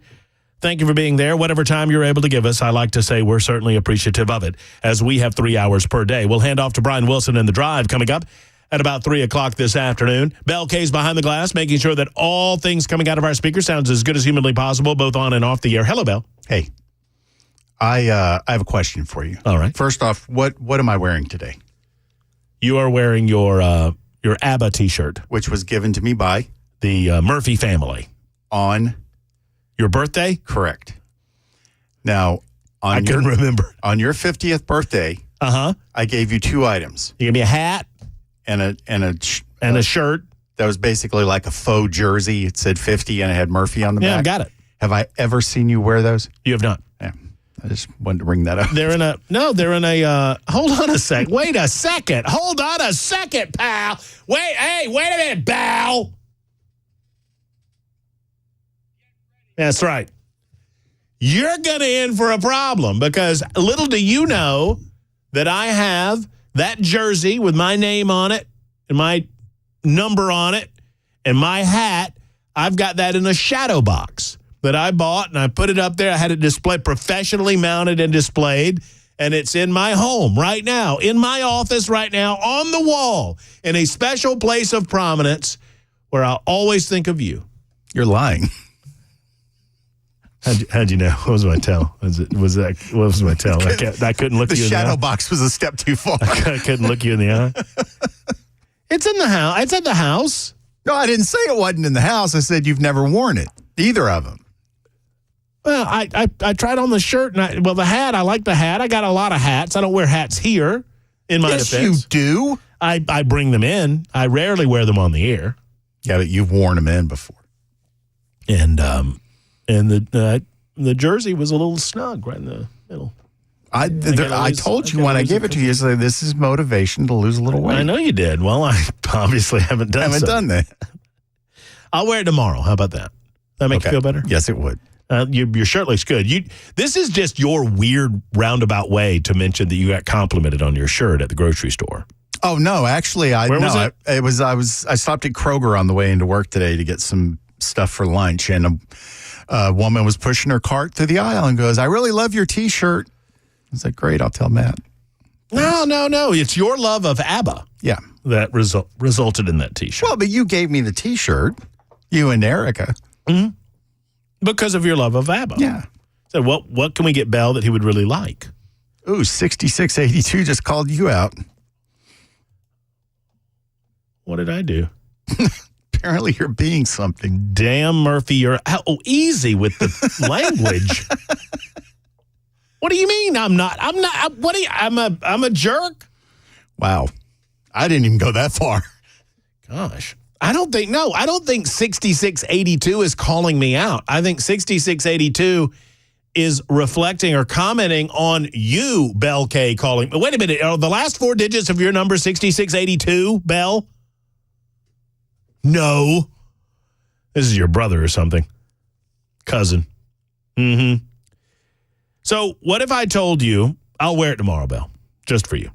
What if I told you that we've got this Hunter Biden trial that's going on. We have selected a jury. The judge in the case expects opening statements tomorrow in the Hunter Biden federal guns trial that is ongoing in Delaware.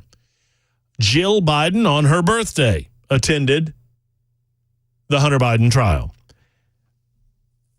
So what if I told you, all of you liberals in the audience, and I know that you listen, you try to pretend that you don't, but what if I told you that the judge in the Hunter Biden trial gave money to several Trump fundraising organizations? What if I told you that the judge sitting in judgment of Hunter Biden, now that they have selected a jury, the judge in the case expecting opening statements tomorrow,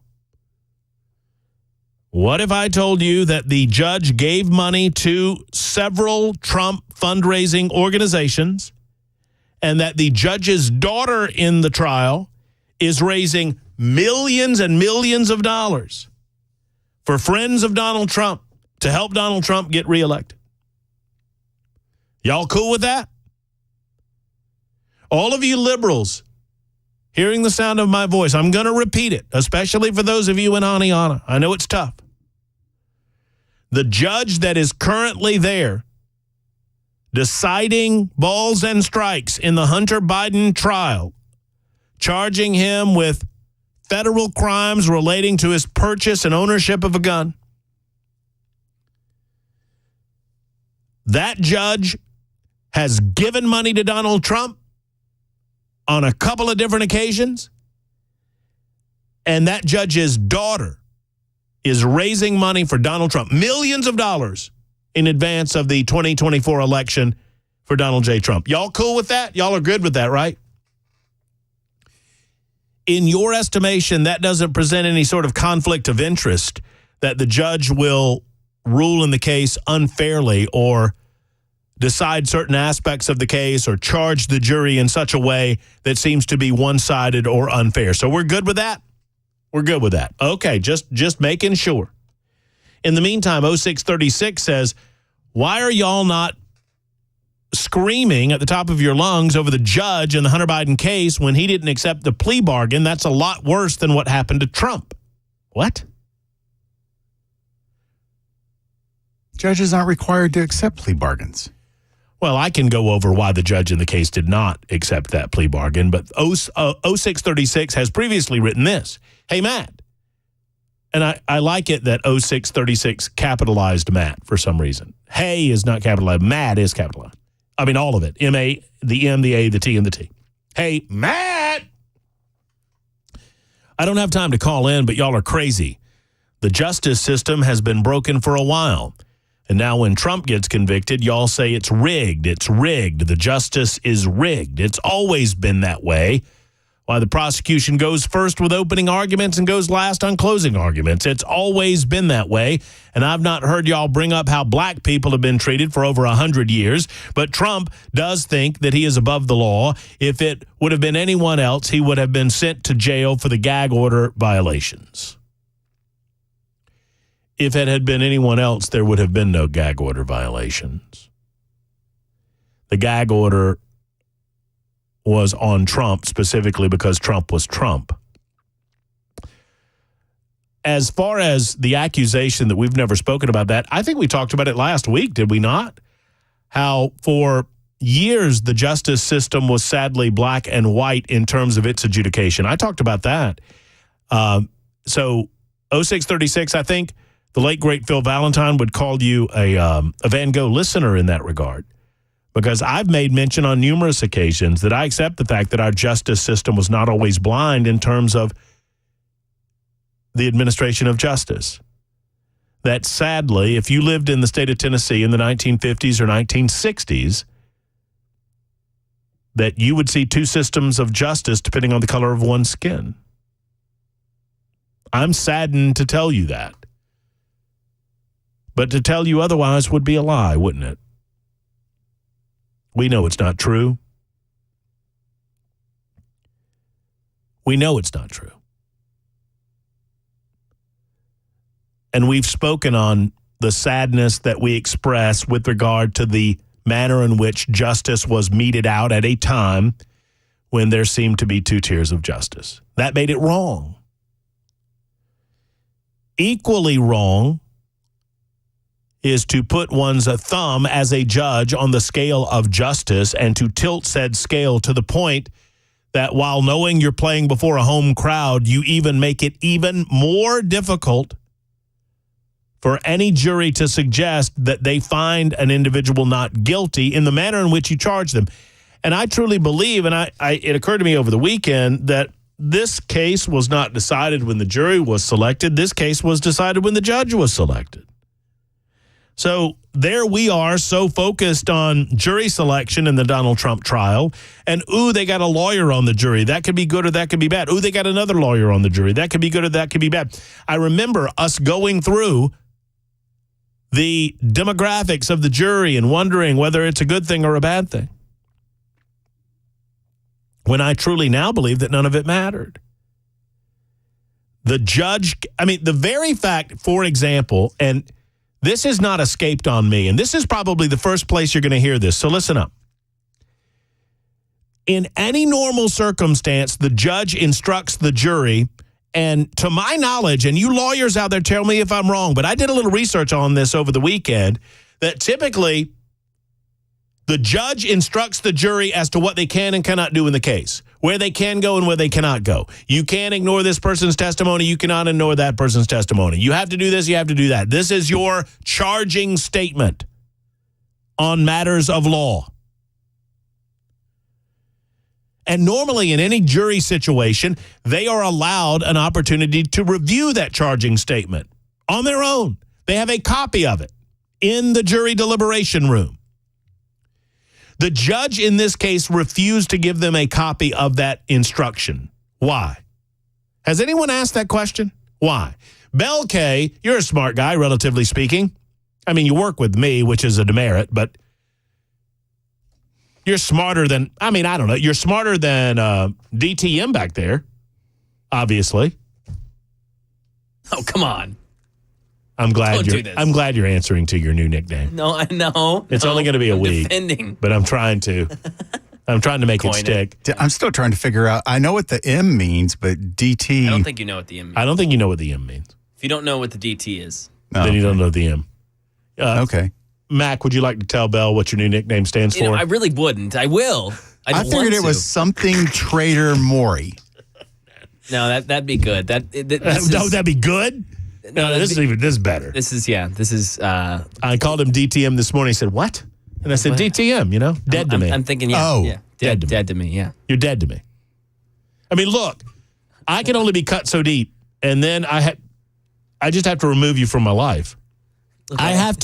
I have to go about the process this Monday to Tuesday to Wednesday. I'm not going to sit here on Friday during our last Friday Mac Attack together in Nashville and start bawling like a crybaby and hugging his neck and telling him how much I miss him or going to miss him and how wonderful I think it is that he gets to Kansas City. I'm not going to do any of that crap. I'm going to begin the process of detaching myself emotionally from Maury. So when Friday comes around, I wish he was gone. You're dead to me. See, I thought you were going to try and make me cry on our last Friday Mac Attack. That's what you said a few weeks ago. But now I can see the grief process. Try to make that happen. It's a little too easy. It's true.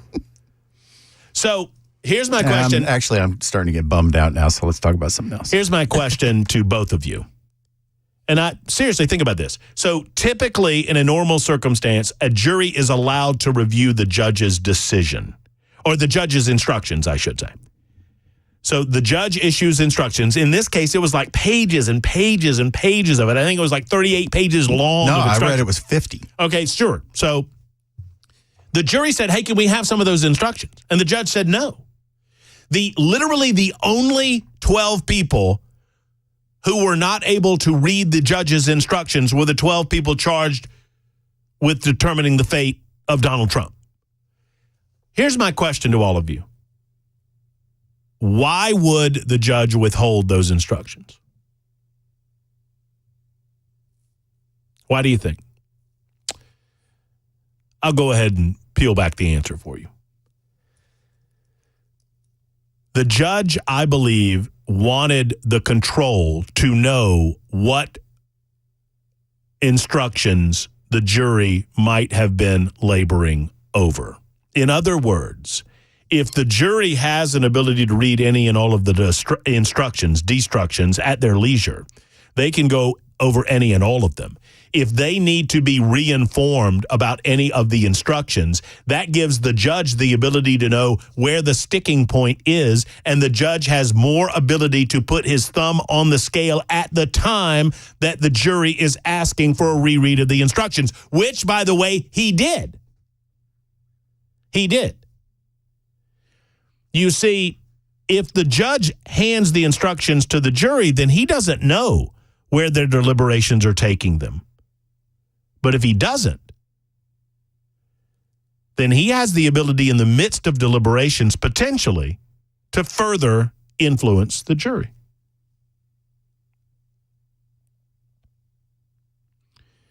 I believe there was an intentional reason why he did what he did. Sally has it exactly right, and Sally put it out 2 minutes ago.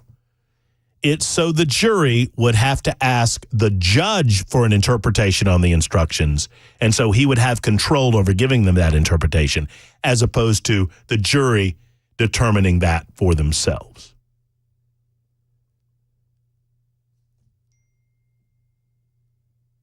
This case was determined when the judge took it, when the judge was hand-selected to handle it, not when the jury was selected. It's 2:20 on Super Talk 99.7 WTN.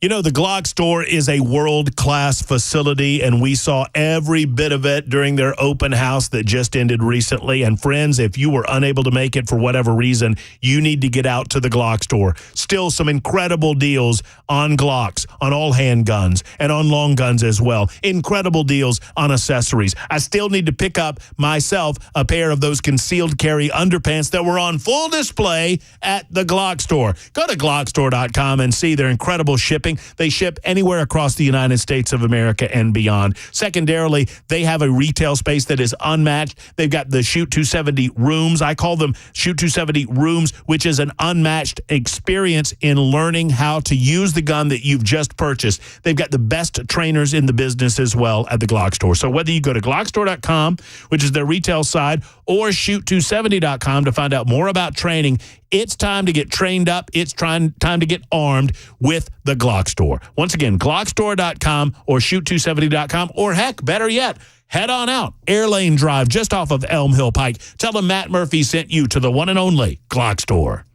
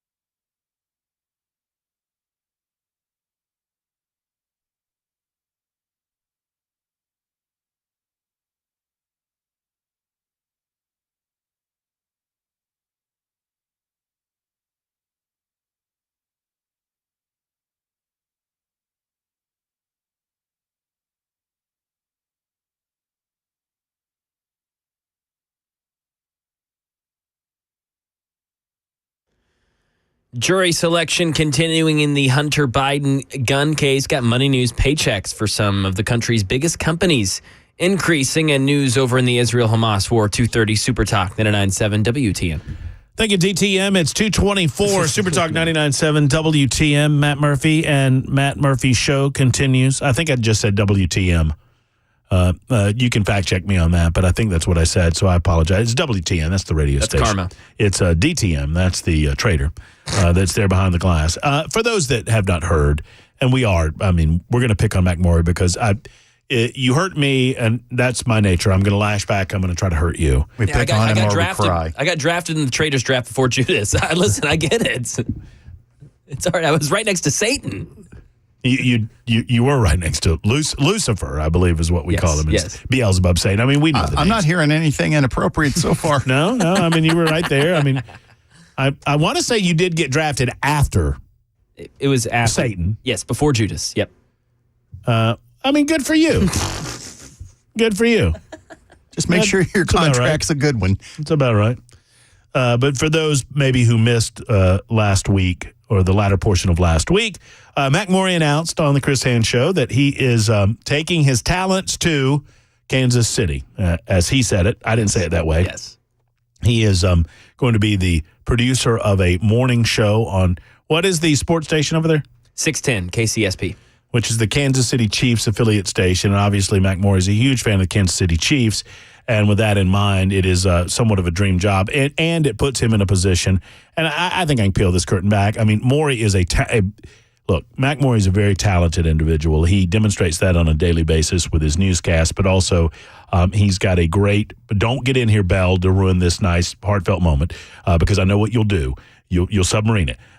Morey is an incredibly talented human being, and he has designs on more than just producership. He wants to host in his arena of choice, which is sports, and I think he'd make a fine sports host. And to be able to do so, or to get himself in line to potentially do so in a place like Kansas City where his beloved Chiefs play, and it's just a great opportunity for him. And we wish him all the best. And anybody that reminds me that I said this at 2:26 on Monday, at any future point between now and Friday, I will deny saying it. I will call you a liar. I will say that it was artificial intelligence, that I wasn't even here today. I do have a question. Uh-huh. What is your take on how long it will be before the Chiefs ban him from the locker room? Well, considering that Morey agreed that he would take me up on our bet, we made a $1,000 wager. You know, that he has to if he does this, I pay him $1,000. If he doesn't do it, he pays me $1,000. Oh, I didn't know that was part of it. Well, of course. What's the risk? The wager only goes one way. What's the return there, buddy? Thought this is. I think the. What did I have to do? I have to ask. You have to talk to him in that little Patrick Mahomes voice that you did. You want to. Ladies and gentlemen, Patrick Mahomes of the Kansas City Chiefs speaking now on the Matt Murphy Show on Super Talk 99.7 WTN. Hello, Patrick. Hey, Matt. Back-to-back Super Bowl champions. You're pretty good. Pretty good stuff. Me and Kelsey. Tell me not to take your nuggies. Take them nuggies. Tell me again with them nuggies. Yes. So I said if you had to speak to Patrick Mahomes in your Patrick Mahomes voice, and I needed audio evidence that you'd done so, and I'll fund you by $1,000. But yeah, there has to be some coming back. No, it's fair. Anyway, we're going to lose Mac on Friday. We're very despondent about it. It affects all of us. I noticed it doesn't affect that much is Dan Mandis. Yeah, Dan. Yeah, it's fine. Yeah, whatever. See you later. Yeah. Dan Mandis sounding a lot like Patrick Mahomes. Yeah, whatever. Yeah, it's fine. It's fine. But Chris Hand, despondent. Matt Murphy Show, out of sorts. Brian Wilson, beside himself. Oh, yeah. I mean, all of us. We won't know what to do with ourselves after Friday. But you know what? We'll carry on. By Monday, we'll be just fine. You'll be fine. Like I say, DTM. Yeah, Mac who? Yeah, what? Who was that? Oh, nice. Didn't notice. Oh, the guy that never did 1 o'clock news? Oh, yeah, that one? Yeah. Got it. Mac Morey becomes Mac Lessie. Actually, somebody at the Glock store. Somebody at the Glock store is a great, nice guy. I think his name was Bill. I believe that's right. Approached me and said very complimentary things about the radio station, about all of us, about the news department, about Matt Murphy and Mandis and Wilson and Chris Hand and everybody. And he said, but I've got a bone to pick with you. I've got a bone to pick with you. I'm like, what's that? And he wanted to know, why do you play that god-awful ABC News? And you said, well, DTM. I said, you need to talk to Mac Morey. He makes us do it. I'm sorry. He's a closet Libby, obviously, and it's his way of sticking it to the man. Yeah. Yeah, he's not really dedicated to the job because he keeps expecting a lunch every day. Yeah, right. He expects to not work 11 hours a day for some reason. I don't know why he expects that, but that's what he expects. No, weird. All right, more to content-related matters. Speaking of Brian Wilson, I think Brian deserves kudos for his expose last week. He offered us an update on the Covenant School shooting case and the lack of information regarding the manifesto. And some of that, and, Wilson's been around the block a time or two more than me, so he understands how this goes. Some of it was timing, in as much as he had this incredible information that he revealed on his radio show last Thursday, I believe it was, and it was lost in the midst of the revelation that the Trump verdict had come out. Now, he went back over it on Friday, and I'm going to go back over it a little bit in just a moment because I think it bears an update. We have been questioning, and many of us have been speculating as to why we are not getting to the truth regarding the manifesto and the underpinnings of how this evil was created in our midst, that evil that manifested itself in the form of the Covenant School shooting in the spring of 2023. Well, we're putting some pieces together. Sadly, government officials and government agencies don't want us to have all of these pieces to be able to put the puzzle piece together to understand the full mosaic. But thanks to incredible reporting by Brian Wilson and some follow-up reporting by the Tennessee Star, we are beginning to see more of the pieces of the puzzle put together. We're going to relate those to you in a moment on Super Talk 99.7 WTN.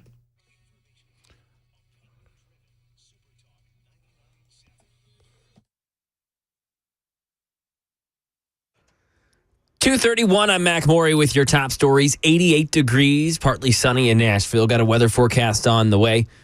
Starting in Delaware, First Lady Jill Biden was on hand in the Wilmington Federal Courthouse as jury selection continued in the Hunter Biden case.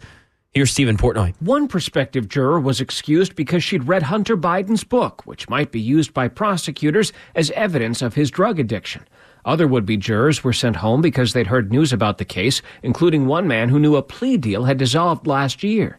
Another man was dismissed because he said he couldn't be impartial in a case involving gun law violations, since it's his view that owning a gun is a God-given right. And now over to some money news. Paychecks for the heads of some of the country's biggest companies getting bigger. An analysis by the Associated Press shows that the typical CEO at S&P 500 companies made about 13% more last year than he or she made the year before. The typical worker at those same companies also got a pay boost, but only 4% more. The average CEO in the U.S., by the way, makes 196 times what their median employee earns.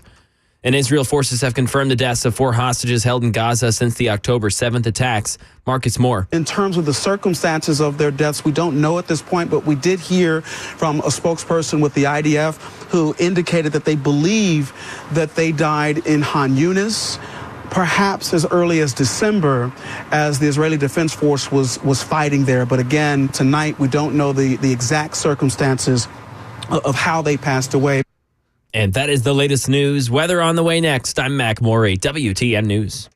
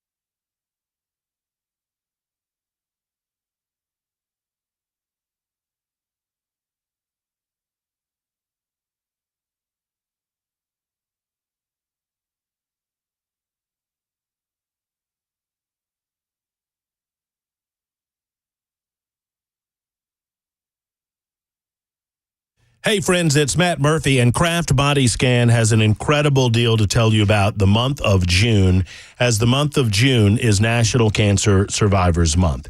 Our friends at Kraft Body Scan love to pay tribute to those many individuals who fought those battles bravely against cancer, some successfully, and those who continue to battle. With an amazing offer. Right now, all month long, Kraft Body Scan is offering a heart and lung scan for only $99. It's a saving of over $2,600 off the regular price for you and your spouse and your partner. Early detection can be obviously life-changing. It's why Kraft Body Scan believes the path to better health starts with a more proactive approach. I know I can speak from my personal experience that I'm a little bit of a hypochondriac. And as that, I like to know that what's going on inside of my body is A-OK.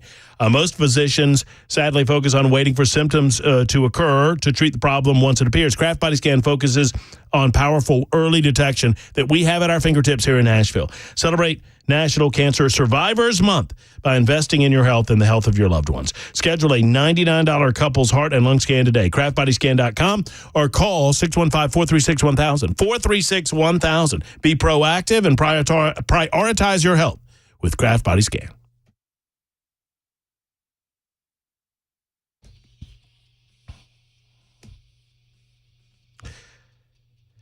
Super Talk 99.7 WTN, stories that I will not get to today, just because I know me. Americans continue to migrate to the South, which is great news, I suppose, as long as you're leaving your politics behind. According to an article in the Tennessee, and once again, I will not get to the story today. And in not getting to the story, I'll tell you all about it. New study shows the cities where people are moving to the most, 3 of them are in the state of Tennessee, and most of them are in the South. Let me give you the quick rundown. Where are people moving to in the United States of America? Well, number 20, I'll just run them down real quick. Number 20, Greensboro, North Carolina. Number 19, Savannah, Georgia. Number 18, Orlando, Florida. Number 17, Dover, Delaware. Weird. 16, Huntsville, Alabama. Number 15, Johnson City, Tennessee. 14, Atlanta, Georgia. 13, Nashville, Tennessee.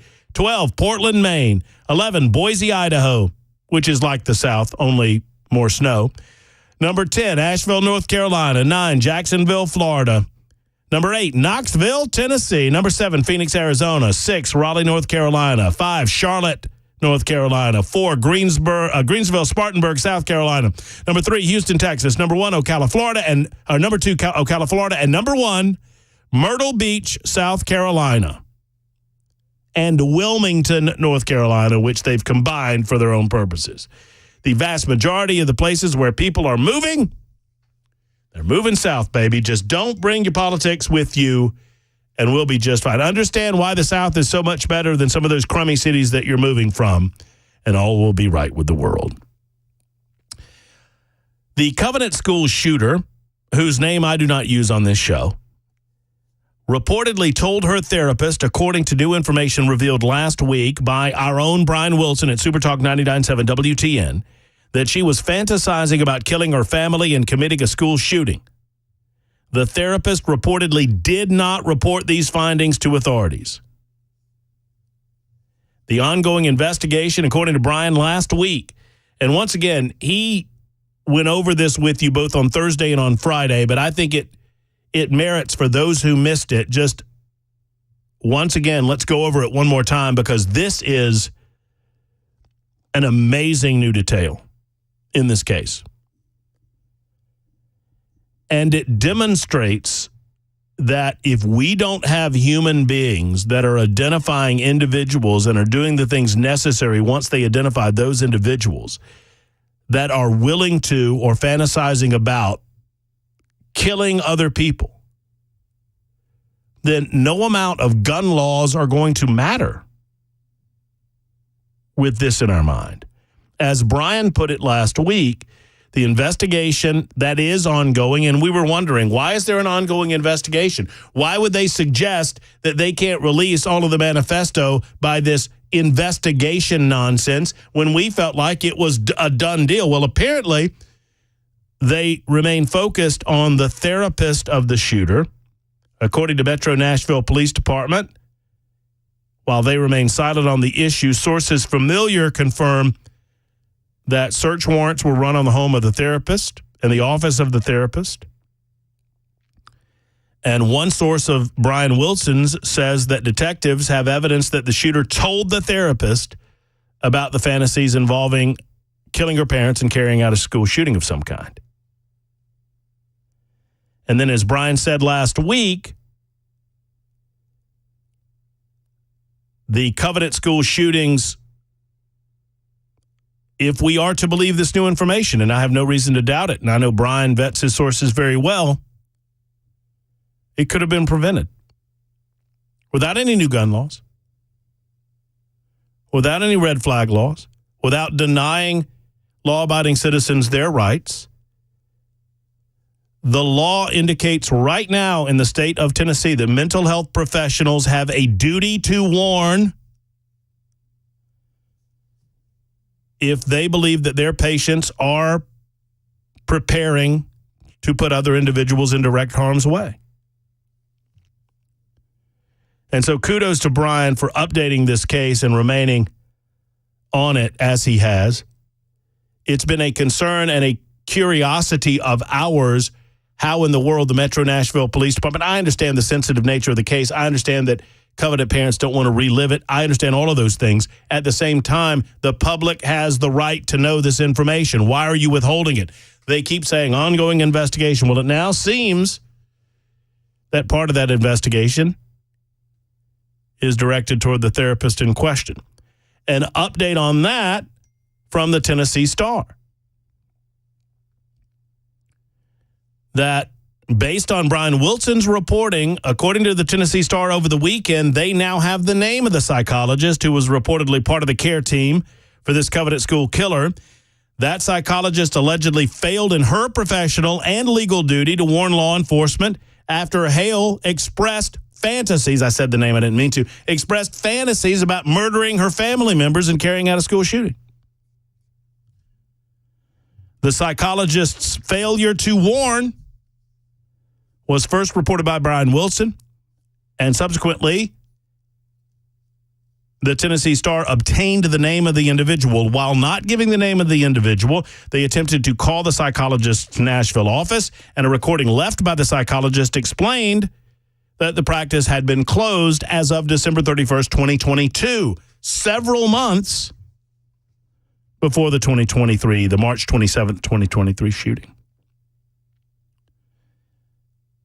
Sources also tell both Wilson and the Star that a search warrant was served and executed at the psychologist's Nashville office in July of 2023, that documents obtained during that search were the basis for the claim that the shooter told the psychologist during her treatment sessions that she fantasized about killing her parents and fantasized about a school shooting. Tennessee Code annotated 33-3-206 mandates that if a service recipient has communicated to a mental health professional or behavior analyst an actual threat of bodily harm against a clearly identified victim, that person has determined or reasonably should have determined that the service recipient has the apparent ability to commit such an act and is likely to carry out the threat unless prevented from doing so, the mental health professional shall, not may, shall take reasonable care to predict, warn of, or take precautions to protect the identified victim from the violent behavior. Laws on the books at the time of the killings could have prevented this. The ultimate blame obviously lies at the feet of the shooter themselves, regardless of whatever mental issues that we might believe that they may or may not have. Secondarily, you look at the inner circle of this individual's family, friend group, and psychologist, and you ask if any of those individuals had information that could have been. Now, I understand that hindsight is 20/20. I understand that in the aftermath of any tragic event, one can pore over the details of said tragic event, and we can point to particular places where things could have turned out differently. We get that. But this is more than that. I don't know the name of this psychologist. I don't pretend to know the name. I don't pretend to know the motivation. I don't know anything about the person other than this. That your failure to do your solemn duty as the law lays it out, a duty that I have no doubt you were clearly informed of. Whether you knew it or not at the time, it did in fact lead to the death of 6 people. And impacted so many more lives in this community. I will double down on what I have said all along. We don't need to be pointing fingers at guns or law-abiding gun owners. We don't need to point fingers at what gun laws need to be passed or don't need to be passed. We need to take a close and serious look into pharmaceutical industry, the industry of psychology and psychiatry, how we are treating young people with issues. Are we over-drugging those young people? What pharmaceutical drugs was this person on? Is there any connective tissue between this act of violence and other acts of violence around the country that we can point to? Are we over-prescribing medication? And are we doing enough from the psychological end to make sure that authorities are aware and family members are aware? The question is being asked repeatedly on the membersnutrition.com super text line, and I agree with you. Why is the psychologist in this situation not being prosecuted? I don't know.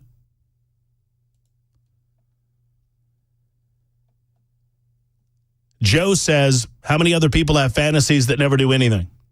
There's a big difference between someone fantasizing and there's a reason the law exists.